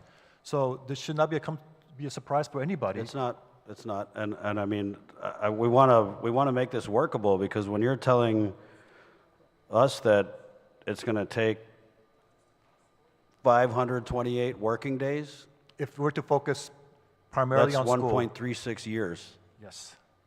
It'd be more than 2 years. Right. That's going to take you 528 working days to complete the sanitation inspections of all 66 schools. And you know, the reason why in the bill, I had put that, you know, you guys would conduct assessments of the schools was so that GDOE wasn't operating in the dark, so that GDOE would know that, okay, we need to address this, and this is why we got a D, right? Senator, we've provided multiple training to GDOE principals, Right. Yeah. and we've always been made ourselves available. We've always worked hand in hand with GDOE. We tried the carrot, we tried the stick, and unfortunately, the stick seems to be the one that works. When we start threatening to close down schools, then we see response. I know it sounds horrible, but that's through experience and observation. And we're not throwing GDOE under the bus, sir. We've been working with GDOE, and we'll continue to do so, but they have their own challenges. I won't speak for them, but when we did the pilot project, there's consistent responses that we get is that they couldn't commit. Now, I'm not sure what that means now, but that was some time ago, and I hope that's changed, but like I said, Senator, we will continue doing what we need to. If this bill is passed, becomes enacted, we will do inspections. If that means we have to do all 66 schools, then we will. If that means we should invest half our resource into that, we will. We will. Appreciate that. Right. And I just want to, because I know that Acting Superintendent Wampat had said that, let me just find this here. Additionally, the FNM, CIP, and management team met on several occasions with school principals to discuss our focus and approaches to address all of the public health concerns by conducting a self-inspection using the same criteria from public health and social services, right? So I remember in the previous hearing, we were talking about Simon Sanchez High School, who had that sanitary permit that was a few years old, and you had told me that they were conducting self-inspections. And that being said, we just had eyes on the most recent inspection report from Sanchez, and they got a D. So the self-inspection thing, I don't really know if that works. I mean, I want it to work. Absolutely, and that was one of the main tenets of the pilot project, that they would be able to identify and take corrective actions themselves. Will there be a restaurant with pest infestation or GDOE school? It doesn't take public health, it doesn't take our regulations to tell them that, hey, they have a problem. If they so wish, they can cease operation on their own. They don't need public health to do that. Right. They can do that on their own. Right. We at Environmental Health, as a regulatory entity, is to enforce our regulations, and we will, with the resources, but we will respond to every complaint as we've done with GDOE schools, and we'll continue to do so. But you know, it doesn't take public health, environmental health, to tell them that you have a problem. Yes. So if Acting Superintendent Wampat and her team and, you know, the new superintendent, if he decides to continue with the plans that have been put in place, are conducting these self-inspections, if the model that we have is the self-inspection that's being conducted at Sanchez, and then GDOE goes and off on their own and decides, well, this looks like a violation, let's go fix this way. Who's to say when you guys come in to inspect them for the issuance of the sanitary permit that they were flying in the dark? We've always responded to all GDOA requests and inquiries. We did on-site training, we provided classroom training, and we will still make ourselves available. If they have a question, we're more than happy to go down and go over whatever problems they may have. We will do that. We've done that.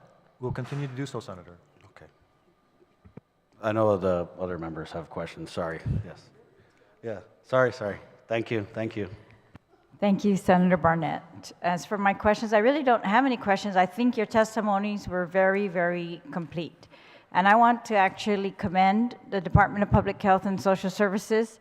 I think that pilot program and the other trainings that you've done for principals, training them how to do self-inspections, suggesting in prior testimonies that they hire their own compliance inspectors. They know exactly what they see in their school. If they see rats, they do not need public health to come down and tell them to do something. Absolutely not. I don't believe in that. I know the principals know better than that, and the DOE management knows much better than that. You've given them a pilot program, and I would suggest that that's the binder in front of Mr. Nadeau there. So that's the attachment, colleagues, that goes with their testimony. I would suggest the superintendent that you also, that they give again, you know, there's been lots of changes in the DOE management. That's one of the issues, right? Principals change, everything changes at DOE so continuously that it's very hard for training of one person to be continuous because they move around so much. But I think given the resources that you have, they need to be improved, of course. We know this, for the inspections have to be increased all across the island. So the goal is quarterly inspections, but you telling us that you prioritize elementary schools, elderly homes, cafeterias, and you told us before because the risk is greater for the younger and the elderly. And so you've done this in all across the island, in all the inspections required in every establishment you've had to prioritize. So I appreciate that and all the efforts. And I wanted to ask maybe the Deputy Director on behalf of the Director. So DEH, Environmental Health Division, is short inspectors. And they were very creative and said, we're going to raise fees because we're going to increase the number of inspectors in the period of 5 years. It's not enough to help us in this situation to go and inspect all of the schools. But is there any other thing that public health can do to increase the number of inspectors that we have? Or can they shift around their budget at public health? Or can we do what DOE is doing? So DOE called in every agency on Guam and said, we need your help. And I really want to commend you for doing that, Speaker Wampat. Can we do that at public health? Like if this is a crisis that needs to be addressed, can we, redirect employees from other places and have them do the paperwork in the office while the inspectors go out in the field or things like that? I just want to know if they've looked at any other creative solutions.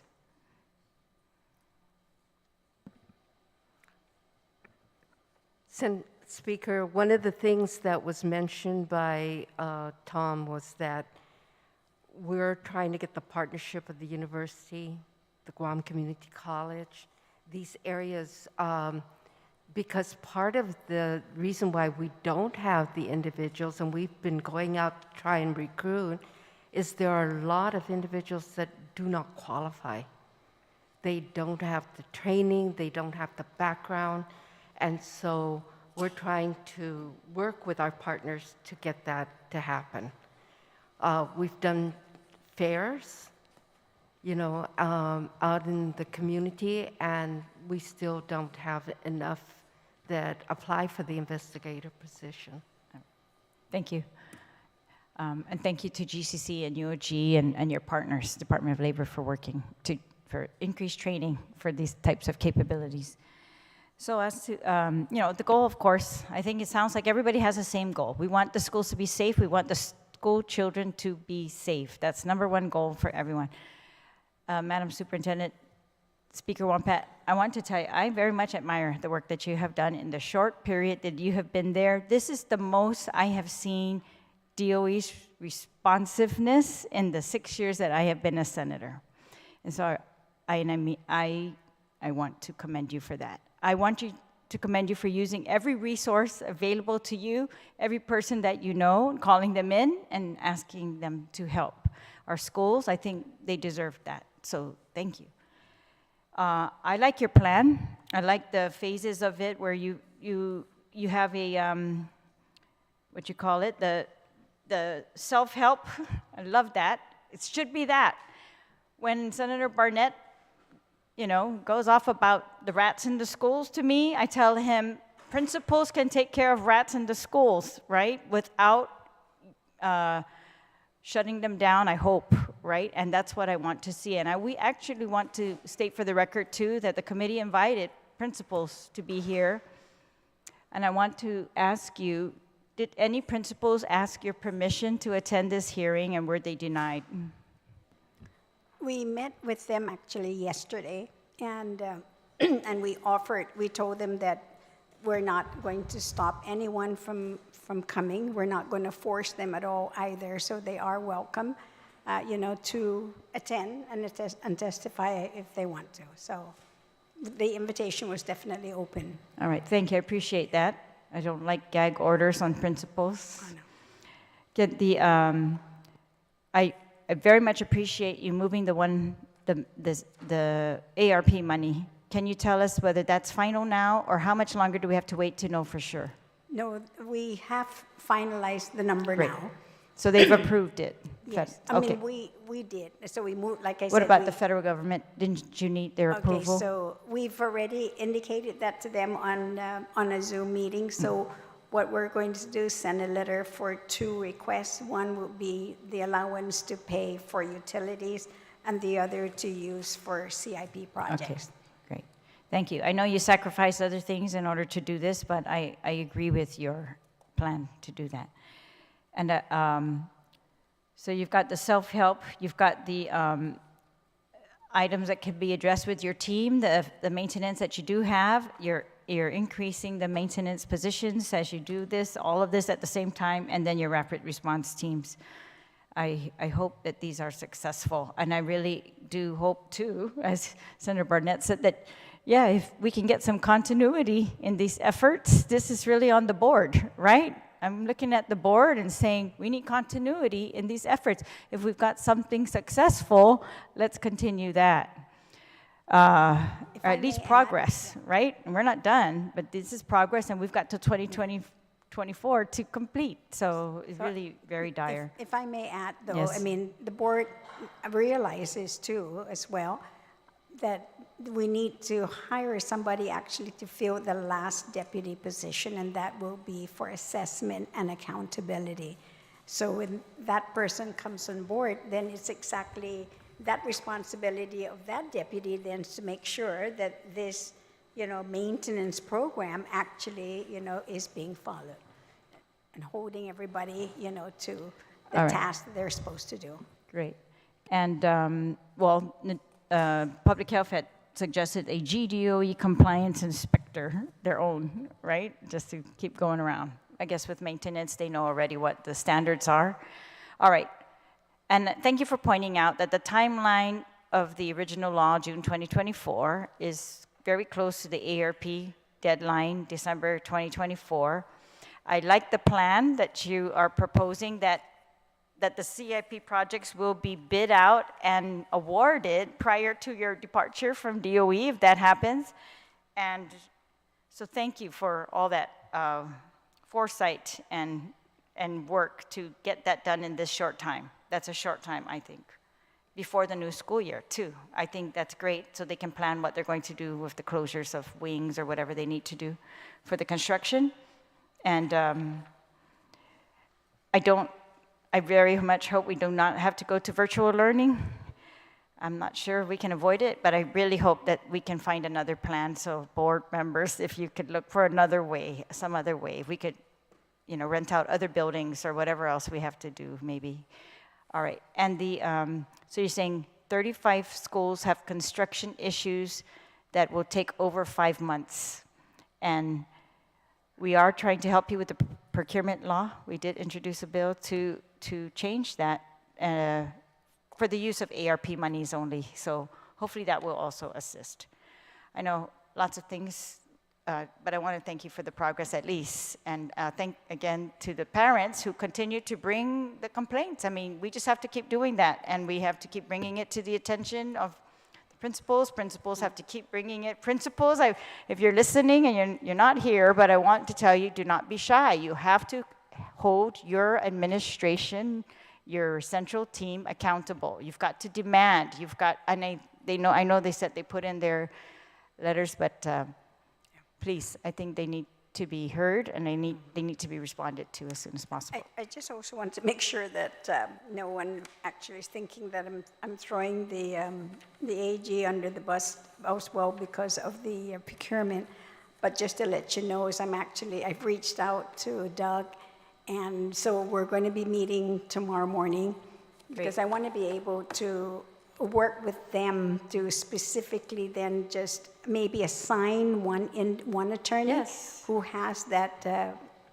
Right, so just Assistant because Attorney they've General. revoked your delegation You're right. as an assistant AG doesn't mean that they can't dedicate You're right, and that's for what- these procurement projects. Right. Absolutely. All right, thank you. Senator Brown. We're still here. You know, as we mentioned when we had the roundtable, doesn't matter what year we listen to the story's the same. And that's very disappointing because, you know, we have an expectation that as time goes on, things will improve. And I understand there's some things that you're not going to be able to immediately address. Obviously, the bigger structural issues in these facilities are going to take a contractor and time. But basic sanitation can be addressed immediately. I read the report here that was provided on Simon Sanchez High Schools. One of the comments that was made in the report was apathy. And I don't know how you do that when you go to a building every single day. And I've done heavy lifting, so I know. I've never left a department or agency less improved than when I got there. And I'm very conscious of things. Like every time I walk up this step here, I see there's termite infestation in the wall. And I subconsciously look at that every single time. Every time I drive by DPW, I've tried to turn my head and said, don't look, Joanne, don't look. Because I'm always looking as the guard at the gate. Because when I was director, that was a problem. I had guards that were disappearing during working hours while millions of dollars of inventory sitting there open. Because you have a sense of responsibility when you have an operation to make sure from the top to the bottom, to the best of your ability, that things are improving. Even though everything can't be done immediately and it can't be done overnight, but that's always the focus. That's always the end game. To hear these things repeatedly is very concerning. I mean, I don't even know what grade to give DOE at this point. I know, you know, in your current capacity, you can't carry it all. You just started. Your time is very short, even though I don't doubt your drive, your energy, and where your heart is. I know this is always where it's the primary area of where it's always been. But there's got to be bigger issues here that these things are allowed to go on for so long. And it requires right now because of a lot of public attention, all of a sudden it's back on the front burner. And these things should always be on the front burner. And so I don't know, I wish we did have more of the principals to explain, because if I was a school principal, I'd have a whole stack of letters to Central if they didn't respond. I'd have evidence of my efforts to want to address basic sanitation, because these are what our kids are exposed to every day. And why hasn't that happened? That is not insurmountable or, you know. I'm sure if paychecks stopped being paid, I think there'd be a lot of attention placed on it. But performance, delivery, the fact that you have to hire somebody to make sure the job's done, to me, I'm dumbfounded by that, because you have enough assistants to the assistants. All those didn't exist when I was a student in DOE. Things happened. The job got done. And I spent 9 years in public school. I'm a former Wildcat. When it was Barragata Jr., we did the sit-out when they wanted to change the name because it wasn't cool. So that's the difficulty. And then, to hear, Mr. Sablan, you're a board member, but you're asking us somehow. Yeah, if I was in charge of a school and physically there to do the job, I'd be out there getting it done. But to come back to the legislature and tell us we got to rebuild a school every 30, 40 years, I was there at DPW when they rebuilt JFK. You got I believe it's a 40-year time payback at about $15 million a year in debt service for the next 40 years. About 10 has passed. There's no way you're going to be able to do that, nor can the taxpayers of Guam afford to build those type of buildings every few years. Untalan was built in the 60s. Let's go down the list. Price Elementary, I went to Price. Let's go down the list of all these older schools. There's other issues with regards to the oversight of DOE and these facilities that is short. And yeah, public health has their issues with personnel, granted. I agree they should be doing more inspections. But the fact that, you have your administrative staff, and maybe they can be here to explain why these things are not being addressed at the most basic operational level of DOE. I'm asking you that. Why is that not happening?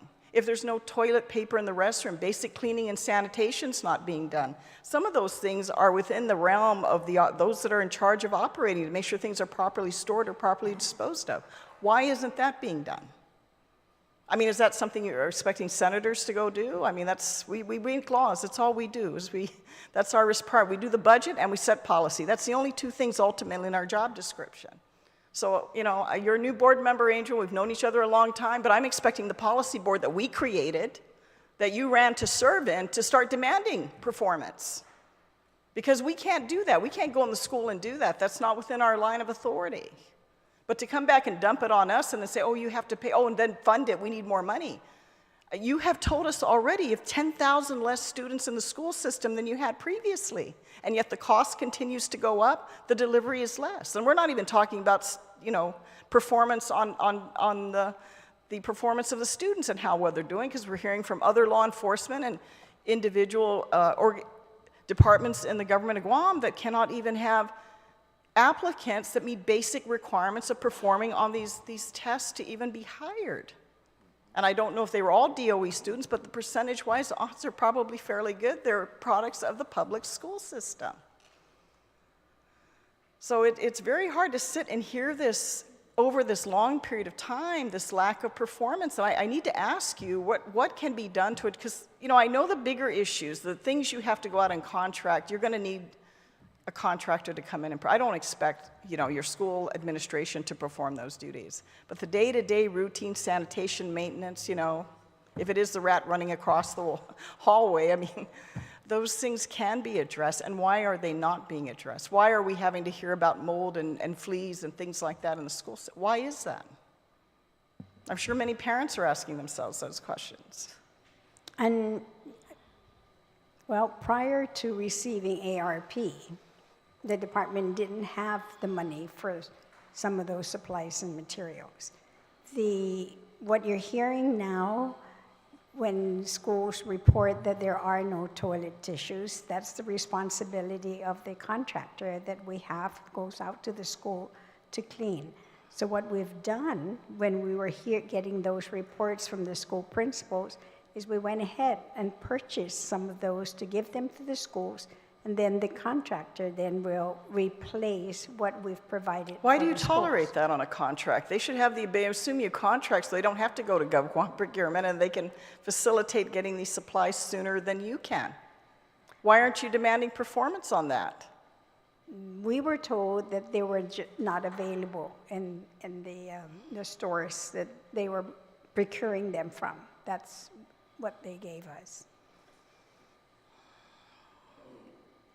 That's why you have attorneys to make sure there's deliverables. If they're not performing, then you get someone else to do it. I mean, you can get toilet tissue, but they can't. I don't get it. I really don't. I'm sorry, but that's the only answer I understand, but I'm just saying from this side of the aisle, but, like I said, but fortunately, because yes, we are dipping into, some of our funding to buy these supplies, that, we're getting reimbursed for those. And I think in those areas, you need to be a little more hard-nosed, as I think public health, you know, if that's what it takes to get performance, if it is threatening to shut down or actually shutting down the schools, then so be it. Because if we're going to continue this process month after month and year after year, and if we extend the time, guaranteed it'll be the same response. Oh, we don't do it today because, you know, we got another 3 years to address compliance. And that's what's happening. You're coming up against that 5th year, and probably not a single facility is meeting compliance. Odds are probably fairly good. Wouldn't you think so? Wouldn't you say so, probably? Because we just kick the can down the road. It doesn't get addressed. It's not prioritized. And if you want to say we don't get the budget, well, other government agencies, they have to decide, they have to pick and choose, they have to cut in other areas and prioritize what is most critical. There is no, and you know that, having been on this side of the aisle, there's not infinite amount of money that we can always appropriate when the single largest budget in the entire government is yours. You know that. Yes, I do know that.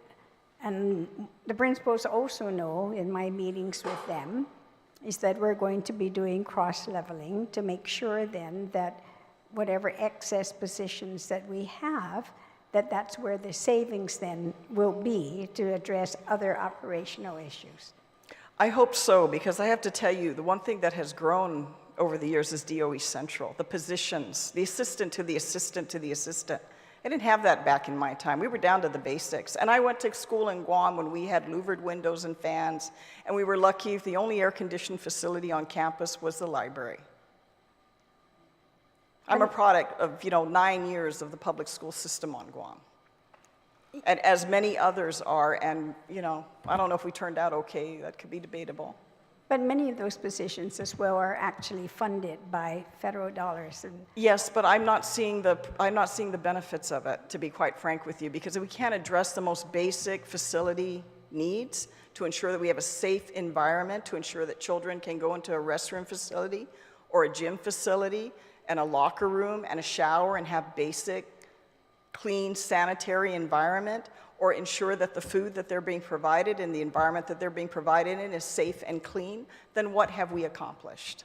If we can't provide that, how are we going to worry about the next level of everything else we want to provide, all the wonderful things we want to give, if we cannot? That, to me, is the most basic thing. And I have to tell you, the department has fallen short. I'm sure you know that coming in. It has fallen short, and I don't know who's going to answer how or why, but the lack of performance and delivery on what is manageable, what is within the realm of reach of your administrators addressing, in many cases has not been done. And that's where the concern is. If you think the only solution is we're just going to throw more money at the problem, I don't agree. I think we're going to really want to see and dissect and find out exactly how public money is being spent, and is it being spent in the areas that we need it the most. So I think that's a very legitimate concern, expectation, certainly, that we have on this side of the aisle, rather than you simply telling us, oh, we need more subsidy and we need more subsidy. Because I'll tell you, we're being told right now by the administration, everything's wonderful with the world. Money is flowing, it's falling out of the sky, everything's good. And we can pay raise and party and whatever else we want to do. And yet, the most basic things we argue are critical in this community, our educational system, the grade level right now isn't looking very good. And senators, you know, and I know as well, is that when you do pass the budget, that you can restrict some of the transfers of money from critical areas. So if monies are going to be appropriated to the department, let's say, for maintenance itself, then the restriction of the superintendent to not move those monies out and to keep it at maintenance for the schools. Well, it's going to be sad if we have to tell the superintendent that, because, I agree. You would think the superintendent would prioritize that and know that that's a priority. Totally Gosh, agree. if that's not the case, then something's wrong. Something's wrong. I mean, I know it's not your entire responsibility of the history and everything, but we're here. This is where we're at, and I hope that what you're proposing, I think it's a very reasonable proposal, a reachable proposal that you're putting forth that can be accomplished, assuming everybody sticks to the plan. But, we just need to see progress. I'm sure public health can recognize that if they see tangible improvements that you're making, especially the bigger, the high-priced items, the physical infrastructure that are going to need more time and effort of private contractors, I don't think they'd be as difficult or, wanting to close your school down. But when the basic things of just basic sanitation are not being addressed on a regular basis, that's very bothersome. Those are things that can be fixed. Yes. No, I Don't worry, I won't go on for another half hour, you know. I totally agree. And in the past, yes, when we really had strong over 100 maintenance workers, and I know this for a fact because I know the superintendent of maintenance, that when public health would go in and start to give the demerits, then what our guys would do is they'll go in and start, then once they got, the report, they will go in and start making the repairs. And then when they come back, they'll find that the work was done.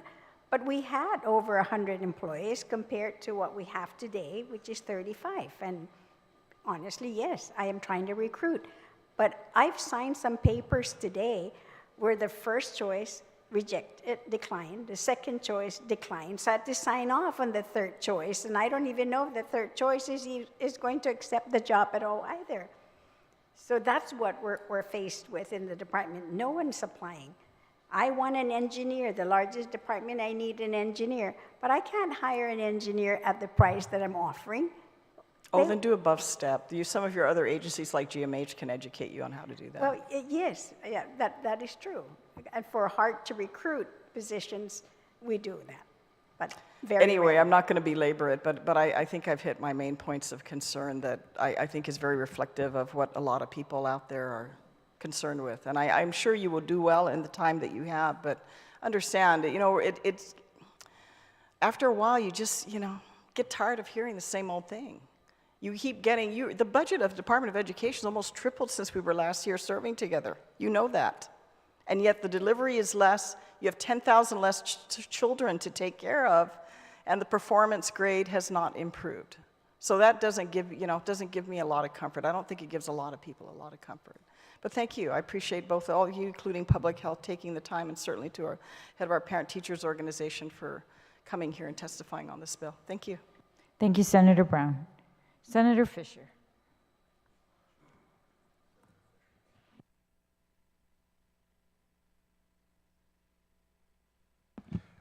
Thank you, ma'am, and good evening to everyone.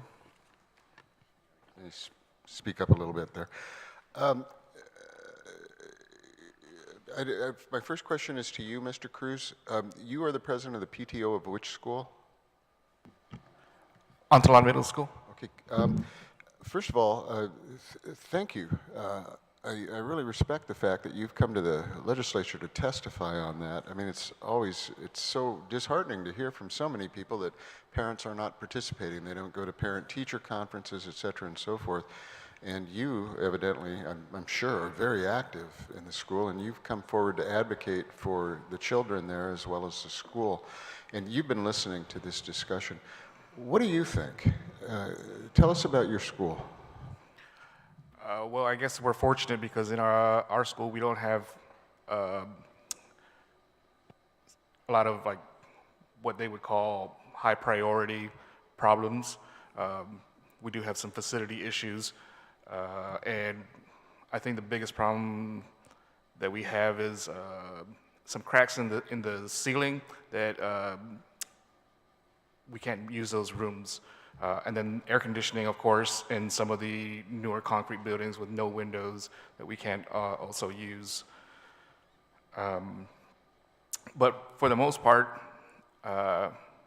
they do a pretty good job of maintaining the facility. I know some of the school aides have also done some tiling work and stuff like that, and they've taken it upon themselves to do that. And so I've also helped out in the school in any way that I can. But without materials, there's not a lot that we can do. So at Antolon, what they're really asking for is just a little bit of help with getting materials and getting DOE to come down and do the work. Just like Ms. Joanne Brown was touching on, accountability on a lot of these contractors, like the ones cutting the grass there. Long grass invites rodents to come and hang around. And so if they're not doing a good job of that, then, you know, we're going to have a problem with rats. And thankfully, we don't have that problem right now, but we're just trying to mitigate those. Okay. Well, I think the problem would be much worse if we didn't have parents like you. So on behalf of the legislature and the community in general, thank you, and people like you for what you're doing. It seems like the natural consequence of this bill is if public health does not conduct an inspection and DOE does not pass the inspection, and this bill passes, then the sanitary permit, as I understand, would be lifted, and I think the superintendent would be forced to shut the school down. What's your opinion on that? Yeah, so as I was listening to that, I kind of agree that if they have to shut it down, then we have to shut it down. Say if it was a restaurant and you found rodents in there, should I just close off the kitchen and let people still come into the restaurant? Nope. No. So we need to do something drastic to correct the, you know, the problems. And if we don't do it now and just keep putting it off and saying, well, you know, we have another year to comply, then nothing will get done. I think, you know, if we do it now. Thank you. And, yeah. I agree. I have to agree with you. I mean, we got to bite the bullet. And Yes. to me, what I saw was when I looked at this law and I looked at the original law, I saw that the rules were first passed in 1983. That was 40 years ago. And then they were amended and reenacted in 2019. So it cannot be a surprise to the Department of Public Health and Social Services that this evening has arrived. You've seen it coming for 40, to be generous, 4 years, and the time is now. And what I'm hearing, I think what I'm hearing is you're basically asking for more time to accomplish this, which I understand. Everybody in the room understands it, but you know, the time might be now, you know, to bite that bullet. And well, we're going to have to, the body's going to have to vote on that, and we know the consequence of it. We know that if the sites don't get inspected, we might be shutting down schools. And all that that entails, it's a disaster. We know that, but it's also a disaster to educate children in dangerous or unsanitary conditions. And you know, it's just, it's going to be a very, very hard decision to make. And I am not here to scold the Department of Education. I've seen some of your schools. I went to Lujan, Terrace is just beautiful. And I'm sure many schools are, and I'm sure other schools are just catastrophes. And I mean, we can sit and twiddle our thumbs and whine, but we got to do something about it. And maybe this is now the time, regretfully, but this evening is not a surprise to anyone. Thank you very much. Thank you, Senator Fisher. Senator Taitague. Thank you, I'm Madam. sorry, Senator. I'm really sorry. We have one more person signed up to testify, Veronica Cruz, and she had signed up, but just maybe didn't hear my call. So Veronica Cruz, please identify yourself. Yes. Good evening, Senators. My name is Veronica Cruz. I'm the Finnegayan FATE PTO president and also a parent of a second grader. And so I see all the issues and concerns that were brought to today's hearing. And I speak on behalf of all the parents, the staff, and the teachers, the deputy of the mayor's office who comes out to cut grass. You'll see on our Finnegayan Facebook page where I'm calling out for parents if they had time and equipment to come out and cut grass to alleviate, I guess, when the the vendors are not paid on time and the school needs the grass to be cut. So it takes a community to kind of help get things rolling, and I see how hard and appreciate everything that all the agencies are doing their best to get things done. And there are just some parents who have the time, there are parents who really want to be all out there to help out, but in our society today, it requires for both parents to work, and power bills going up, so just trying to make times. And then even like their schedule, they also have to cut their own grass. So coming out to make time for them, you know, to cut the grass at the schools is, you know, they're all pitching in. So just thought I'd share that. Ms. Cruz. All right, Senator Taitague, your turn. Thank you, Madam Speaker, Madam Chair. I too thank everyone for being here today. I know it's long, and you usually don't want to be in the way of dinner, and unfortunately, I'm pretty sure many of you guys are hungry right now, but this is really important. So I greatly appreciate your attendance tonight, especially the parents who came here to testify as well. But you know, unfortunately, we're sitting here trying to be optimistic, but being optimistic has been the key word that's been used for 10 plus years on what's happening with the schools. Even further, I used to have a company called Telephoto School Portraits, and I took care of 85% of the schools where I did the pictures, and I went to these schools. And it was back in 2000 and 1999, where there were areas where we were setting up our camera. We couldn't set it up in certain areas because it was flooding in that one classroom, or there's electrical issues. It was happening for so long, and it's still happening today. I think this bill was a wake-up call that we're ready to act. We'll shut down the schools. If public health is not going to go and inspect these schools, then we'll shut them down. Because that's exactly what's going to have to happen for us to fix the schools in moving forward.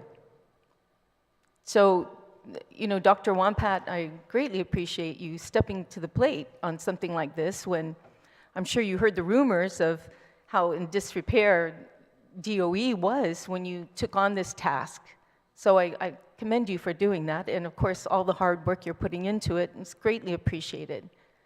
But unfortunately, I would feel a whole lot better if I saw the plan in writing that you were talking about, the step-by-step plan. I think you know, as a former senator here, that would mean a whole lot more than just saying, okay, well, this is what we plan on doing, because we've heard that song and dance before many a times.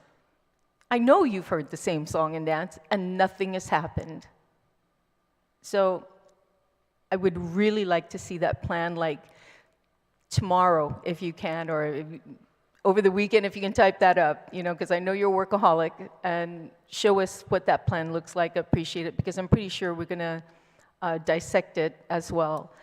But the thing that I'm looking at right now, if we can avoid shutting down some schools, I mean, how are you going to do that? The projects that you are going to put in place or getting contracts for, it's not going to take, you know, just a few weeks to repair it. Some of them really will take some time to repair. And those repairs are cracks in the ceiling, the plumbing, most especially the electrical. So I really appreciate you providing that plan. But another plan should accompany that one on what are you going to do in the meantime, I mean, to try and get these schools up and ready to go before the school year. So smaller tasks, you know, to move forward on. I do have a question with, you said 35 schools earlier, an aggressive plan. You talk about the rapid team in North and Central and South, rapid team. I think that's what I'm thinking on plan, you know, the second plan, because those guys are going out right now and doing as much repair. Are you utilizing DPW to assist you with that right now? And because the contracts are not happening yet. I mean, I don't think we passed the bill that allowed you to have an emergency procurement at this point. So who's helping you now? It's primarily our own guys. So we have 3 levels. The first level is what we call the self-help, meaning, you know, like one of our parent here who just testified that parents and others in the community, even the mayors, would come in, and even staffers who actually have some skills. So that's what we call self-help. We provide the supplies and the materials that they need to be able to do that. The second level will be supplies and materials that they need, but with now the assistance of a maintenance worker. So, and then the third, like a plumber. So, because if they don't have anyone who's able to do it, then the plumber will be there with the supplies and materials. The third level will be the ones for the CIP projects. Okay, what about DPW? I mean, we all saw the ad in the, not the ad, but the article in the paper with you sitting amongst a table full of, agencies. What are they doing right now? Well, they're assisting us for a totally different project, and that's the Simon Sanchez High School. So all those people sitting around the table is only concentrating on one school? Well, FBLG is shut down completely. That was the meeting, yes, to decide on what to do with Simon Sanchez High School. Can't you use that same group of people that you brought together to that table to address some of the other schools too at the same time instead of just one? Well, yes, I've actually sent a letter to the governor's office already, and she told me to go ahead and proceed with assigning different departments and agencies, line agencies, to the schools. And so I'm waiting for her now to meet with her cabinet members and to let them know what schools were assigned to them. I'd like to see that list. Yes, and I actually placed the legislature as well. Okay. And the judiciary to help as well. And so what we're going to do with that is that we will buy all of the supplies and materials. And then so when the volunteers come in to help the school, they would have, the tools that they need to help the schools. Okay, so I'd like to see that plan, because that's the one, what's needed immediately is really important. We know you have to finish this by 2024, but, school's just around the corner. The next school year for 2023, 2024 is coming up. So appreciate to see that second plan on what we considered rapid, what you're going to do to get things up and running by August of this year. The aggressive timeline, that's what we were talking about earlier. I'd really like to see that finishing time. With the Board of Education, Mary, can you come up? Mary Okada, if you can, please, as the chairman of the Board of DOE, correct?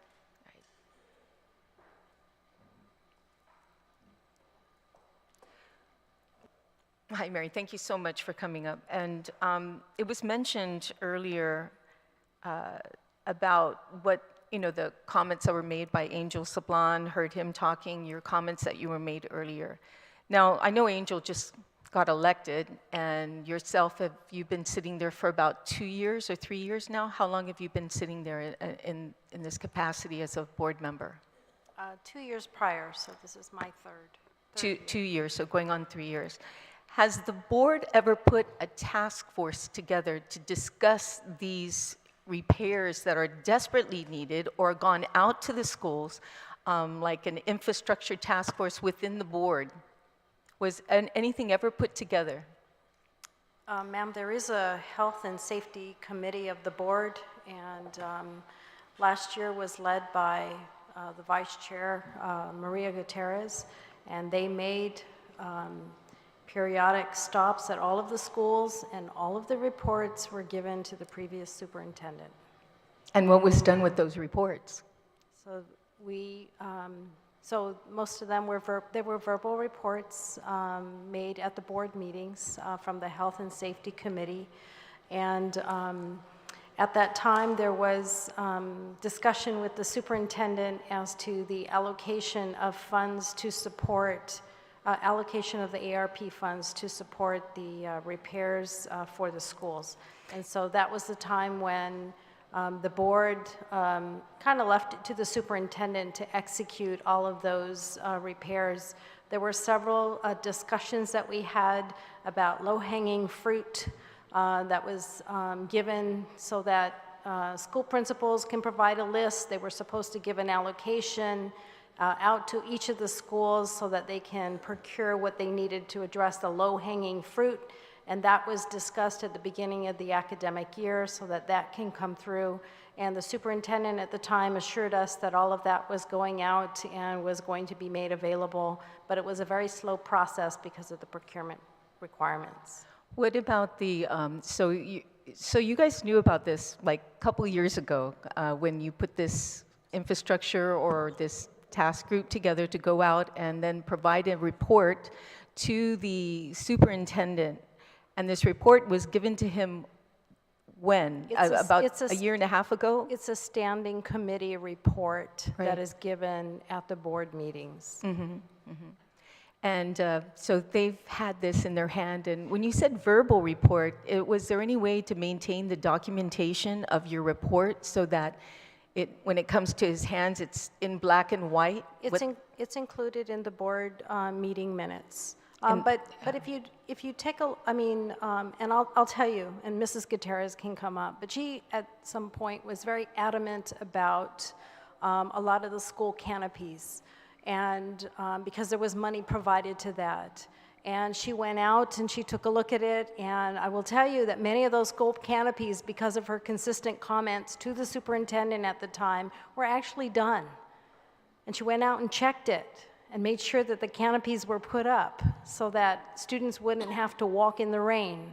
And so there are several schools that those canopies actually were put up in the last couple of years. That's good. Canopies are good. But what about infrastructure? You know, ceilings falling down, bathrooms that are urinals that are broken, things like that. Those that would actually hurt individuals. So the department established, as the acting superintendent indicated, that there was a process whereby there would be supplies down at the central office in the warehouse that was considered self-help, that the individuals that were able to do like ceiling tile changes, that they can come down to the central office, pick those up, and actually, make the changes in the schools. So that process was set up so that certain supplies that they were able to procure, that individuals for the school were able to come down and pick up some of those supplies so that they can do it. So it was a very slow process.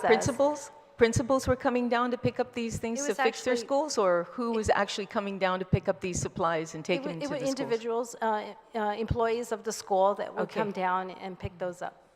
Okay, so they were doing something there when it comes to that. Okay, thank you, Mary. The other question I had was public health. Tom, greatly appreciate your staff. I know you're understaffed. You mentioned that in order to get this bill up and running and to be able to provide these inspections, you're going to need 35 inspectors. That's what it said in your testimony. 35 inspectors with how many? 66 schools. What amount of inspectors would you need in order to just do the 35 schools and not 66 at this point? I mean, public schools, many of them have the funding to take care of their repairs. And the majority of inspections that you were telling us earlier had nothing to do with public schools. They were all Mercy Heights, Infinite Prague. These guys were all daycare almost facilities, and I can understand why you're inspecting them. But not once did you tell me that you inspected FBLG, that you inspected, before COVID, prior to COVID. I didn't hear one single public school that you said you inspected. I mean, so let's try and dwindle this down to what's doable and not impossible. So if you were to only inspect 35 schools instead of 66, which are public schools, how many inspectors are you going to need?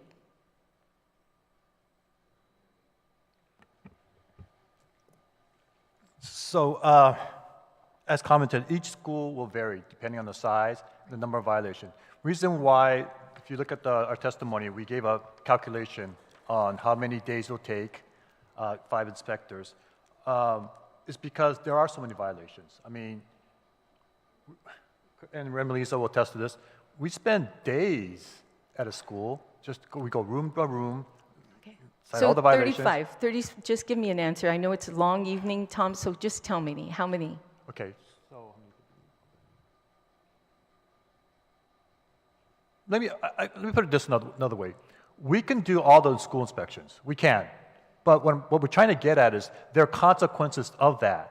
Right. In other words, we can focus half of our staff, as proposed here, doing school inspections. We can do that, but there are domino effects that other obligations will either cease or delay. Absolutely, understand So that. we can do it. We can do it one staff, but that can take days, weeks, months. We can do How 10 many staff. inspectors do you need in order to do this in a timely manner? In the first place, why are all these expiring at the same time? Why do you have By law, ma'am. inspectors? That is by law.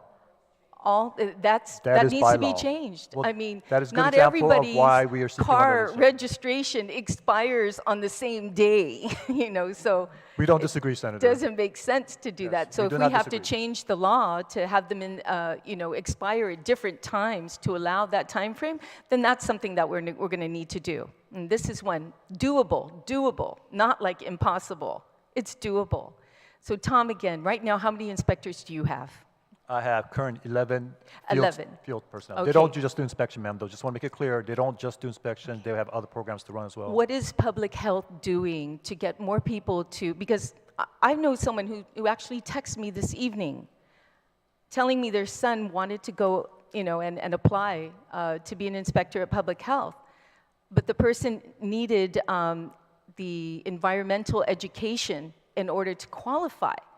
But going to GCC or going wherever that education is, it costs money for them, and he just didn't have the money for the classes to take. So what is public health doing to assist these individuals who want to come work for public health and who want to take those classes and be on your team? Right.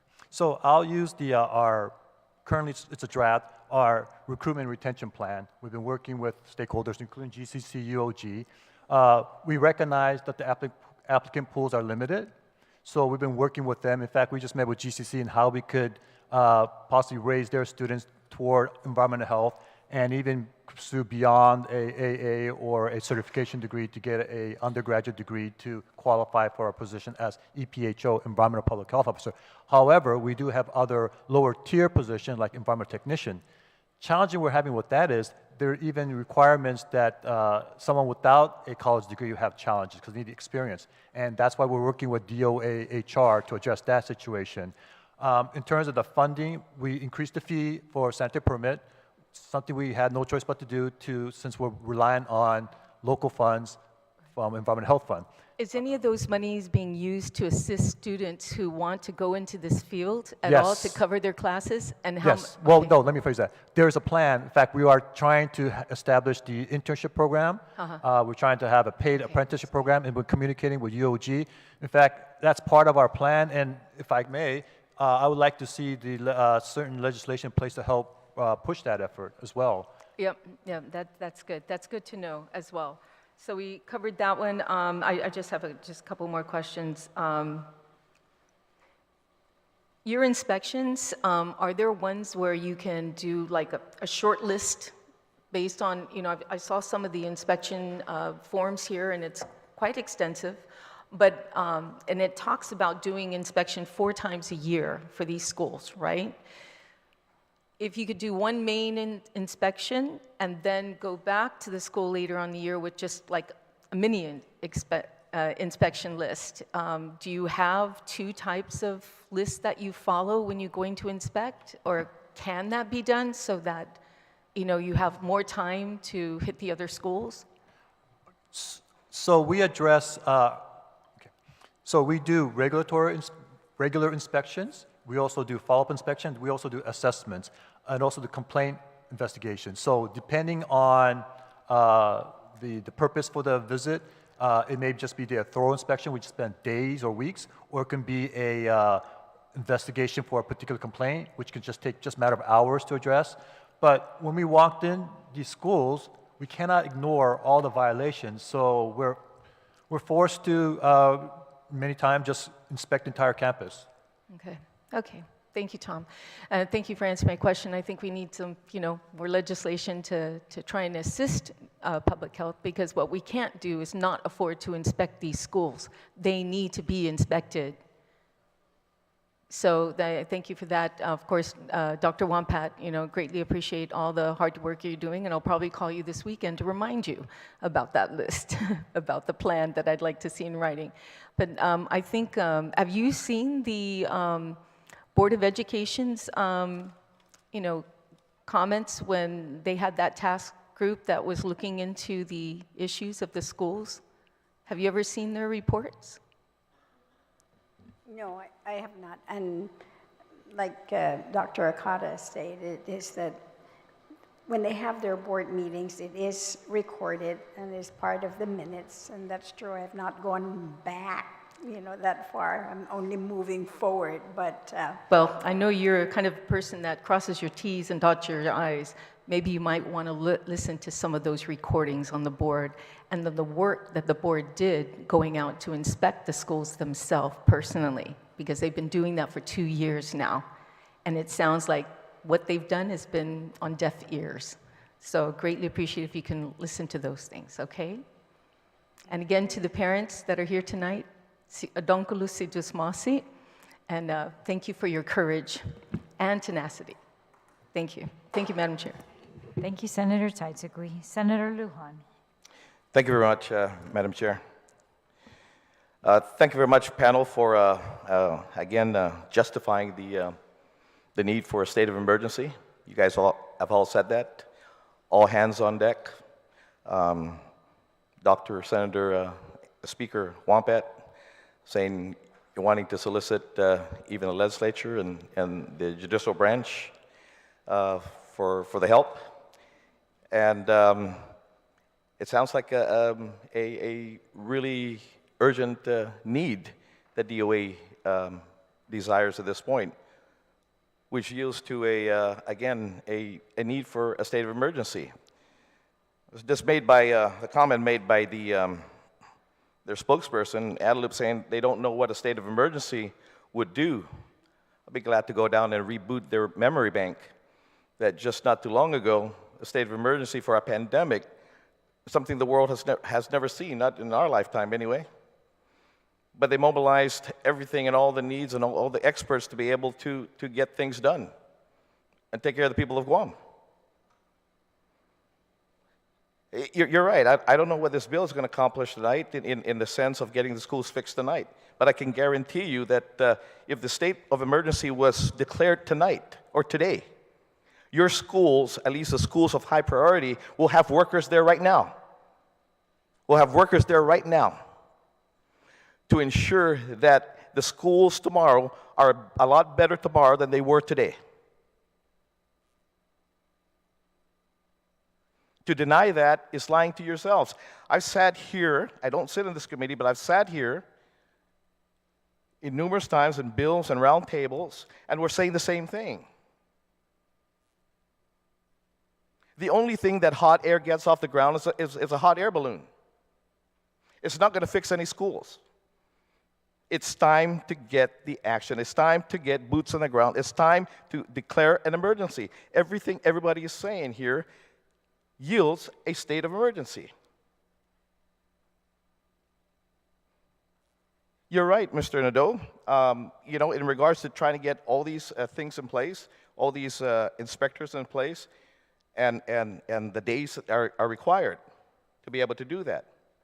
And this bill possibly, if enacted, will possibly close schools down. Well, this bill, I tell you, I mean, if you know how long a bill takes to become a law, this still has to be reported out, go into session, voted upon. We don't know if we're going to get 8 votes. We need 10. It'll probably get vetoed. If it doesn't get 10, a guaranteed override, we'll have to come back. It's going to take a long time. But I tell you what's going to be faster to shut down the schools. If the AG called you tomorrow and said, Mr. Nadeau and your team, could you follow me to the schools? And if they inspected the schools in the same standard that they did John F. Kennedy High School to close it down, the schools will be closed tomorrow. At least the ones that are in critical need. So that will close the schools down a lot faster than this bill will do.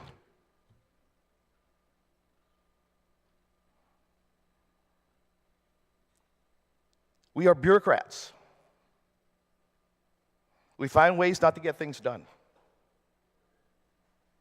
And again, if Guadeloupe does not know how to govern, they don't know how to govern during a state of emergency, let's all go down and reboot that emergency, or their memory bank.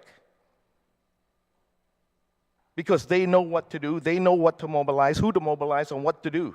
And like I said earlier, if a state of emergency was declared right now, you will have workers, the experts in these fields making sure that today or tomorrow morning the school is a lot better than they were today, and the day after will be better than the day before.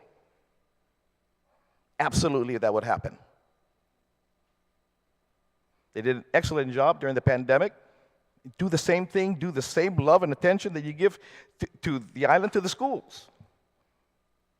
We have 10,000 less kids right now in our public schools, that we have more problems. And what baffles me even more is that the state that we're in, and we all acknowledge the fact that this didn't happen overnight. Yet, I'm baffled because every time the superintendent or previous superintendent had an evaluation, it was an outstanding performance. How the hell did that happen? How the hell did that happen? Really? And again, why didn't we fix these problems when the schools were closed? They happened ever since. Why didn't we fix it? Why didn't we mobilize the troops at the time? Boots on the ground, all hands on deck.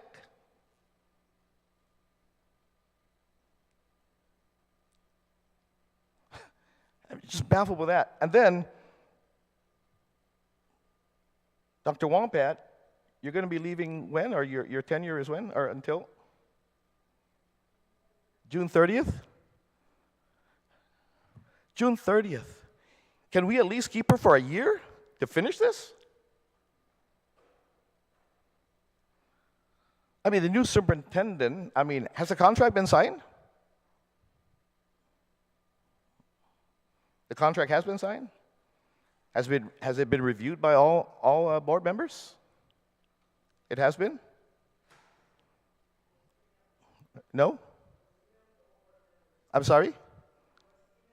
Also, all board members have agreed to the provisions of the contract with the superintendent, and everyone is all right on when the superintendent is going to arrive with these problems and the acting to leave at that time.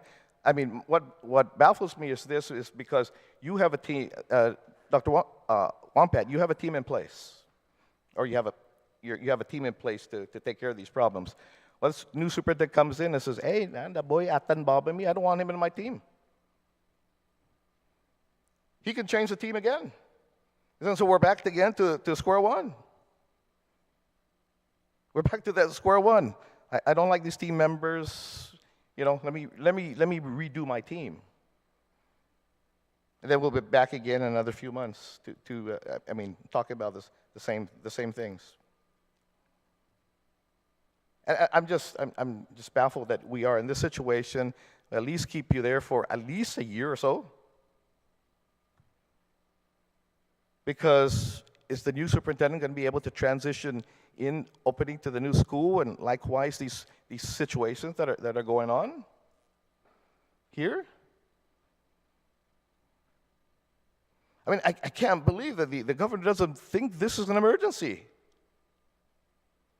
When everyone's sitting here, all hands on deck, this is what we need. We're gonna ask you guys to help us. I don't know what the hell I can do, but I'll be there. I definitely will be there. There are a lot of experts out there that know what they're doing is supposed to be. And those people have to be mobilized. And that can be done by the powers of the governor in a state of emergency. That's what all you guys are saying. It's a state of emergency. We can't implement this because we might shut down schools. Well, if Doug Moylan calls you tomorrow morning, the Attorney General, and say, "Hey, let's inspect these schools," it's going to be a lot faster to shut down the schools than this bill.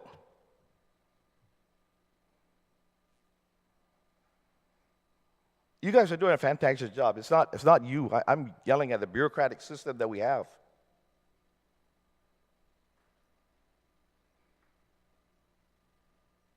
Because nothing has changed. And change needs to happen. Action needs to happen. And ADLUP needs to mobilize the troops. ADLUP needs to know that this is an emergency.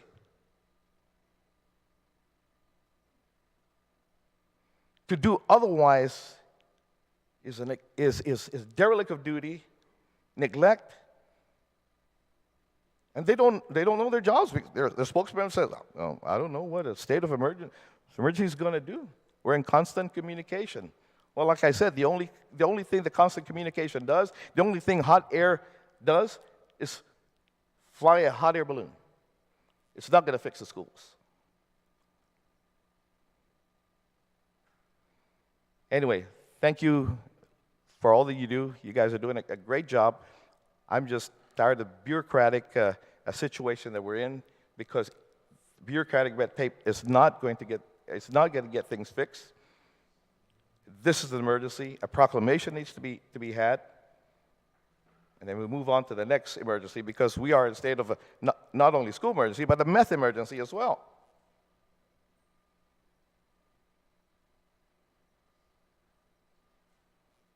Thank you very much. Good evening, everybody. Thank you very much, Senator Lujan. Senator Perez. Thank you, Madam Speaker. Yeah, it's pretty hard to come after that one. Yeah, so I think this bill, I just want to go back to the bill, and it's really a call to action for urgent response. And not only what this bill does is that, but it's also an opportunity for us to take a hard look at how we got here in the first place. I was there with Senator Barnett when we went to Simon Sanchez and saw the rat infestation problem. And I was a teacher at Simon Sanchez, and it was infested at the time. And so, how did it get to that point? There's many things we can point to as far as what were the contributing factors, right? There's a lot of things that contributed to the status of what we see right now in the schools. And we all can probably take some sort of responsibility here in this room. But at the same time, we can also come together and create a new system where we are going to address the problems. And I think that's what's really critical at this point. And this bill, I think, is a good first step. It not only identifies that there is a problem, but it also points a way for a solution. And so I'm here to also assist with those solutions. And I've been working with the acting superintendent, and we are going to get a bill on the floor in March regarding expedited protest for DOE. And so that is on its way, in addition to other long-term solutions. And so I want to also ask, maybe Mr. Nadeau, regards to the pilot study that you produced. Is there anything in that pilot study that can ensure that there is a fresh perspective? Because one of the things when we're looking at self-inspection, right, is oftentimes you have this sense of, rubber stamping, right? Potential rubber stamping, or there's I guess what I'm trying to say is that, for instance, a school that does not want to close down, may kind of look the other way or report it as less than what it is.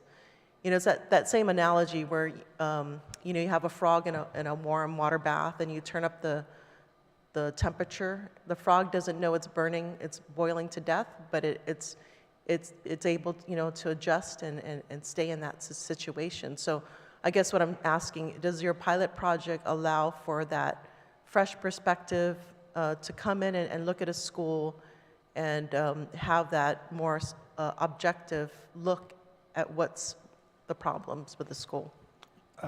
Thank you for the question, Senator. First, I'd just like to make it clear that the pilot project was never the intent to shirk our responsibility. The intent was not for them to basically self-regulate. It was intent to assist them using their own resources, their own authority to help themselves. And we're just kind of helping guide them by providing them what are the violations and how to correct them. That's what the pilot project was. It was not to say, okay, you guys are now can regulate yourself, do what you need to do. That was never the plan. We were just, as I mentioned, we tried to stick, right? We shut down schools before, and they were able to correct it, but it was very fleeting. So this was the carrot, if you will. We'll help you, we'll be there with you, hold your hands, and assist you in trying to get the resources that you need. To answer your question, commitment. That's what we had asked from the beginning from the 6 pilot schools. Says, if you commit to this, then maybe it might work. We created a beautiful, I think it's great. I think it's a great manual, and we have a toolkit and all the supporting documents to help the schools help themselves. And all we would be doing is basically, like I said, respond to complaints like we did with Simon Sanchez when they were trying to attempt to implement the pilot project. But we still went ahead and pursued action. So it comes down to commitment from the schools. I think if that happens, maybe we can actually see some traction, and maybe that might work. I really implore all of you guys to read the project report and see what we created. I think it's a great project. In fact, we had help from the CDC's fellowship student who came to Guam, and that was her project, and she ran with it, and unfortunately, it just failed because we couldn't get the commitment from the 6 pilot schools. Or actually, I shouldn't say that. I take that back, from GDOE, because there were one school, and I'll give credit to that school, is MU Lujan. Their leadership tried, but they had their challenges. But really, of the 6 schools, 5 schools couldn't commit to it. So basically, the pilot project failed. But if you look at the proposal that we presented to the schools, I think there's a lot of potential to make it work. But that takes commitment, Senator, and that's something we couldn't get from the pilot schools, at least 5 of the 6. Okay, yeah, I wasn't implying that you're shirking your duty, but the idea is that, you know, oftentimes when you leave industry to self-regulate, sometimes there's a failure in that regard, and so it's important to bring somebody from the outside or a fresh perspective. And so, you know, then looking at creative ideas, right? I know I'm kind of shifting away from the bill, but perhaps looking at maybe can the private schools be designated, because you're talking about capacity issues, right? If we can bring in the private schools, come into the public schools and be the moderators or monitors in that regard. Yep. So we've done inspection of private school, and I'll say private school, they responded very quickly. Now, I'm not going to say that they don't have their own challenges, but when we cited violations, there was accountability, and I guess they had funding for it as well. They repaired those violations quickly. That's why we focus so much more on GDOE and not the private schools, because we never really had challenges with private schools. They fixed their violations, and the violations that we found, it was addressed quickly. Yeah, what I'm saying is, can we utilize the private school administrators to be the compliance people for the public school? Senator, I can't answer that. All I can tell you that the challenge of GDOE is just such a big difference compared to challenges of the private school based on our observation interaction with them. Okay, I guess we can have this discussion offline, but yes, I have a feeling the whole point is, can we bring outside perspective so that you know, your pilot project can succeed? Because my feeling is that part of it was maybe perhaps you know, you needed that objectivity, right? There was a lack of objectivity perhaps. I just need to take a look at that study too as well. So, but in any case, the other, I guess, question, this goes to acting superintendent. So, you know, should we, the legislature, I think, is on its way to having Bill 46-37, which will expedite any protests, should there be protests for DOE procurements. With this, you know, with this bill, in addition to this bill, do you foresee, because one of the things the bill says is that a variance could be provided if there's corrective action in place. And so if we have this expedited protest procedure, now is it possible that we can accomplish or at least implement this bill? This is to acting superintendent. I mean, you know, 5 months. With the level 1 and level 2, we continue to provide the supplies and materials for the self-help. And we've already sent a letter to the governor for all the different departments and agencies. I'm waiting to hear back from the National Guard. I'm also wanting to reach out to the mayors as well. So if we can provide all the supplies, which we're doing with an open PO, to get those supplies and materials, then they would go out to the schools to kind of help themselves then to, complete some of these projects. The second level would be the same thing, needing supplies and materials, but this time they're going to need a skilled person from maintenance to come out to the schools to help them. So if we continue, of course, on this route, and try to help all of the schools, there are 35 schools. I've not done the numbers that Mr. Nadeau has done in terms of determining how many people it would take to go out there. Then I'm saying yes, I'm hoping we can do it in 5 months, but I can't tell you that until I really know what the numbers are of the requests, and secondly, the workers that we have. We still have 25 more people to hire at maintenance, and that's the reason why we set up these 3 teams for North, Central, and South to try to have like a carpenter, a plumber, electrician, in that team to go out. But at the same time, that's the emergency team, then we have just the rapid response team that, depending on what it is specifically, like I said, if it's plumbing, then we send out the plumbers. Okay, maybe I can ask the question another way. Can the third level can it happen concurrently with the level 1 and level 2, so that in that way it kind of speeds up the timeline? So the level 3 are the large projects, the large CIPs. Those are the capital improvement projects, and those will be from the IFB that we plan to put out and to award the contracts to either one big contractor, or if we can get 4 based on the districts that we have, because we've divided all the work by districts. But we just don't know who's going to bid. And then we'll start, we're hoping that if we stay on track and we do get people to put in proposals, then they really should be able to start by June. So when you say concurrently, it's hard to say because we don't know yet exactly what they would be requesting to do. Because I know in the meeting I had with the Guam contractors, with the contractors, one of the questions they asked is that, will we have full access to the schools? Will you close the schools? Well, my men are in there working. We don't know that yet because we don't know what it is that, they're doing.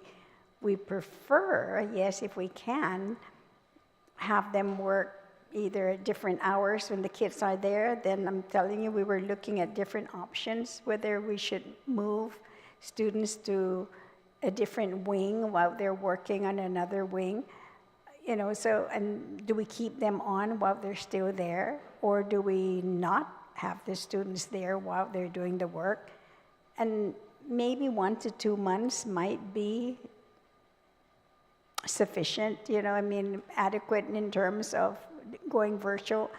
But as we push the months out further, then it's much harder for the children. Because we all know that the best mode of instruction is face-to-face. That is true. I just want to go back to what you said, Dr. Mary Cotta. You said that you will provide the support that the acting superintendent needs and in an all-hands-on-deck approach. And I've seen you in action. I just want to thank you because, in developing a pipeline, a human pipeline to Guam EPA, you've developed a certification program that happens to also benefit Department of Environmental Health, which is the environmental technician position. And so I just wanted to see what else do you have plans as far as, or what do you think you can contribute to this all hands on deck approach? So one of the things that we have been trying to do is, I spoke with the superintendent, and our approach really has been to identify through the boot camps how we can provide the workers that they need, even at a entry-level position, for example. So I'll give you an example of what we did at the college. We had an individual who completed a boot camp but wasn't qualified to be a AC repair guy. And so we hired him as a tradesman. So we hired one of the boot campers and put him in as a tradesman, and he competed for the tradesman job. We had him work side by side with one of the AC mechanics, and a year and a half later, of course, we had an announcement for an AC mechanic, and the gentleman applied and was the only applicant, and so we hired him as an AC mechanic. So it's only one individual, but if we were able to multiply that and offer through some, trades helpers and give them enough time to get experience under other individuals, that's a way to bring them in at the entry level and then elevate them as they gain more experience in a particular trade. So that's one way we can help. The other thing and I'm a little hesitant to do it because they are high school students, but many of the high schools have construction type or students that go through construction trades. So if there's a way that, for example, if we're teaching them to do plumbing and we can teach them how to change faucets and stuff at the schools, provided the materials, that might be something we can do individually with the schools. And so we would probably just do that with the high schools, because the high schools can help support their own facilities if the construction trades individuals that are in those classes can help. And we've done that in the past. I know at Simon Sanchez at one time that was something that was done. So that would be another thing that we could do. Right now, the individuals that are usually in the post-secondary side are people that work. So having them, come in and try to do something on a volunteer basis, we can try, but I don't know that would be successful as to compared to having students that are already in the high school and getting trained under the supervision, of course, of a faculty member. So those are some, just things that I can think of right off the top of my head. But I will say that a couple of days ago, we received a letter from Department of Labor asking for all the safety officers of the government of Guam. So if you can rally all the safety officers in the government of Guam, that information is currently being compiled, and they are given some kind of specialized training or individual training so they can assist in maybe a peripheral, one very basic type of inspection. Maybe that would give them a guide of something that people can use as tangible that says, here's my initial review, and here's how we can help as agency to agency. Because, I have a safety inspector, and there's a few other safety inspectors in the government that might be able to assist through the Adopt a School program that we had in the past. That might be something that we can also consider. Great. Looking forward to more of that progress. And so I have no further questions, but I do want to thank everybody for their testimony and their participation today. Thank you, Madam Speaker. Thank you very much, Senator Perez. Before I give it to the sponsor to close on the bill, I just want to ask a couple more questions. One is, there's an article, and it was referred to earlier, that the acting governor engages whole of government to fix schools. And it talks specifically about which agencies were going to be called in to assist the schools, not just one school, but all the schools, it sounds like. And so he says, GPA, Public Works, Guam State Clearinghouse, and the Governor's Legal Counsel to address maintenance challenges in all the schools. But I was praising you, Speaker Wampat, for bringing all of these people together, but I'm hearing now that actually that's not the case to help the schools. For example, like what Dr. Okada said, if we need maintenance workers, we're not getting any from anywhere else. If we need engineers, we're not getting any from any other department in the government of Guam. If we needed procurement officers, we're not getting any of those from the government of Guam. Is that the case? No. That we do no, not have an all-hands-on-deck situation at all, it well, sounds to me. I mean, let me clarify. I mean, we do. Not all departments, of course, and agencies, but yes, GPA has stepped up to help us with their engineers, and they were the ones that were able to put together the scope of work for the 35 schools. I'm following up on an individual to help in the procurement side of it as well.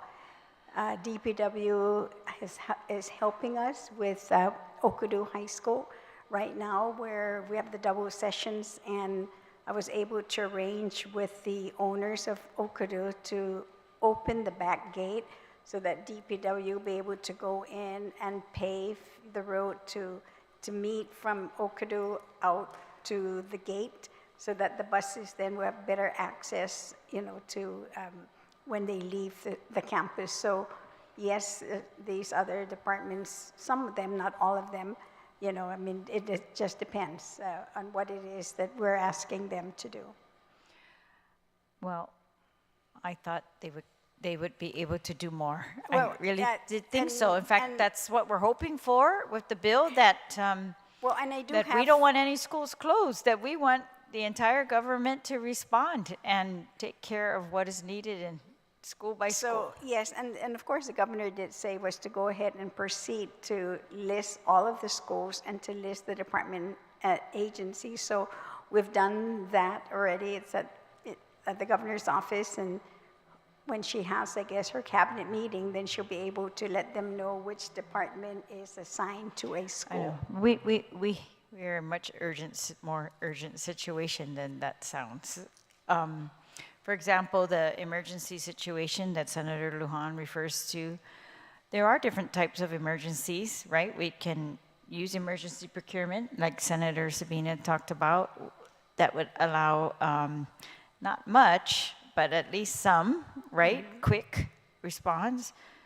Emergency detailing, like we did during the pandemic, of different employees across the board to different tasks. And I'm really thinking the engineers, the maintenance, I don't know if we have pest control in the government, but those are the big complaints we're hearing, right? But all of it and then you talk about the emergency we have for inspections, right? Has either Department of Public Health or Social Services or the Guam Department of Education asked for a state of emergency in regards to the maintenance of these schools or the inspection of these schools in order to get this type of thing, emergency procurement or emergency detail of other employees?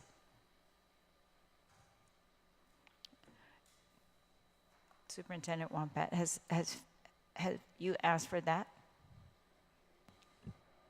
No, I've asked for procurement. I've asked for engineers to help us because that's for the So procurement the assistance is one thing, right? I hope you get that. You need that, but emergency procurement capability has to come from a declaration of emergency. No, I've not asked That's maybe for that. right. What I'm doing is I'm working with the Attorney General's office instead, is to help us with all of the procurements to be able to have a dedicated attorney. Right. We all saw what happened with CPS, right? When CPS was in need of public health, you should know this very well. This is all public health. CPS was in need. They detailed staff from DYA, and they came in and did what they needed to do, right? They brought in social workers, they brought in employees that could actually handle these fields. So yeah, that's what I thought we were looking at when I was reading these headlines when they said we had an all-government response. So I'm a little bit disappointed today to hear that that's not exactly what we have right now. But I do appreciate some of the response, but we need more. Public health, anything regarding environmental health, have you made these types of requests that to get more manpower detailed to you as opposed to while you're continuing to hire? I have not personally made that request to the director. All right, thank you. And so again, thank you to all of you from myself for all your efforts and continued efforts, and we just have to continue to hold each other accountable. Senator Barnett, you may close on the bill. Thank you, Madam Chair, and thank you to everybody who came out to testify. I heard a lot about why we can't, but I think I'm more interested in how we can, and I really believe that Bill 29 is how we can. And I believe that's why 14 senators in the 37th Guam legislature signed up to sponsor this bill. The reason why it wasn't 15 was because I sent the last request for co-sponsorship to the wrong phone number. Principals didn't come, teachers didn't come. My office sent emails to the principals, we sent emails to all the PTOs. I spoke with many principals and teachers who, I don't know if they're scared of acting superintendent, but they did tell me that they didn't want to come and testify because they were scared of retribution. Right, and I don't know who they're scared of, if it's you or the previous superintendent or just the nature of the government of Guam, but yes. But again, I don't want to discount anything they would say, but I think that we know the situations at the schools. It is an emergency.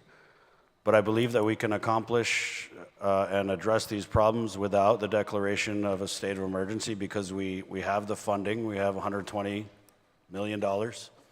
We have the other measures that are in place that I think we can support you with in terms of the procurement. Every time I talk about an issue at a school, it reminds me of the Hydra. I talk about one school and then people bombard me with messages about 5 more. So we're definitely facing a mammoth task here that requires us, in the words of Mr. Cruz, to do something drastic to address the problems now. A lot of comments I get in talking about the conditions at our schools, whether it's the flea infestation at DL Perez where my 2 young children go to school, or the rodent infestation at Simon Sanchez, or the falling ceiling at FB Leon Guerrero, which caused my son to go to double session over at Ukadu. But I get a lot of these comments that it's always been that way.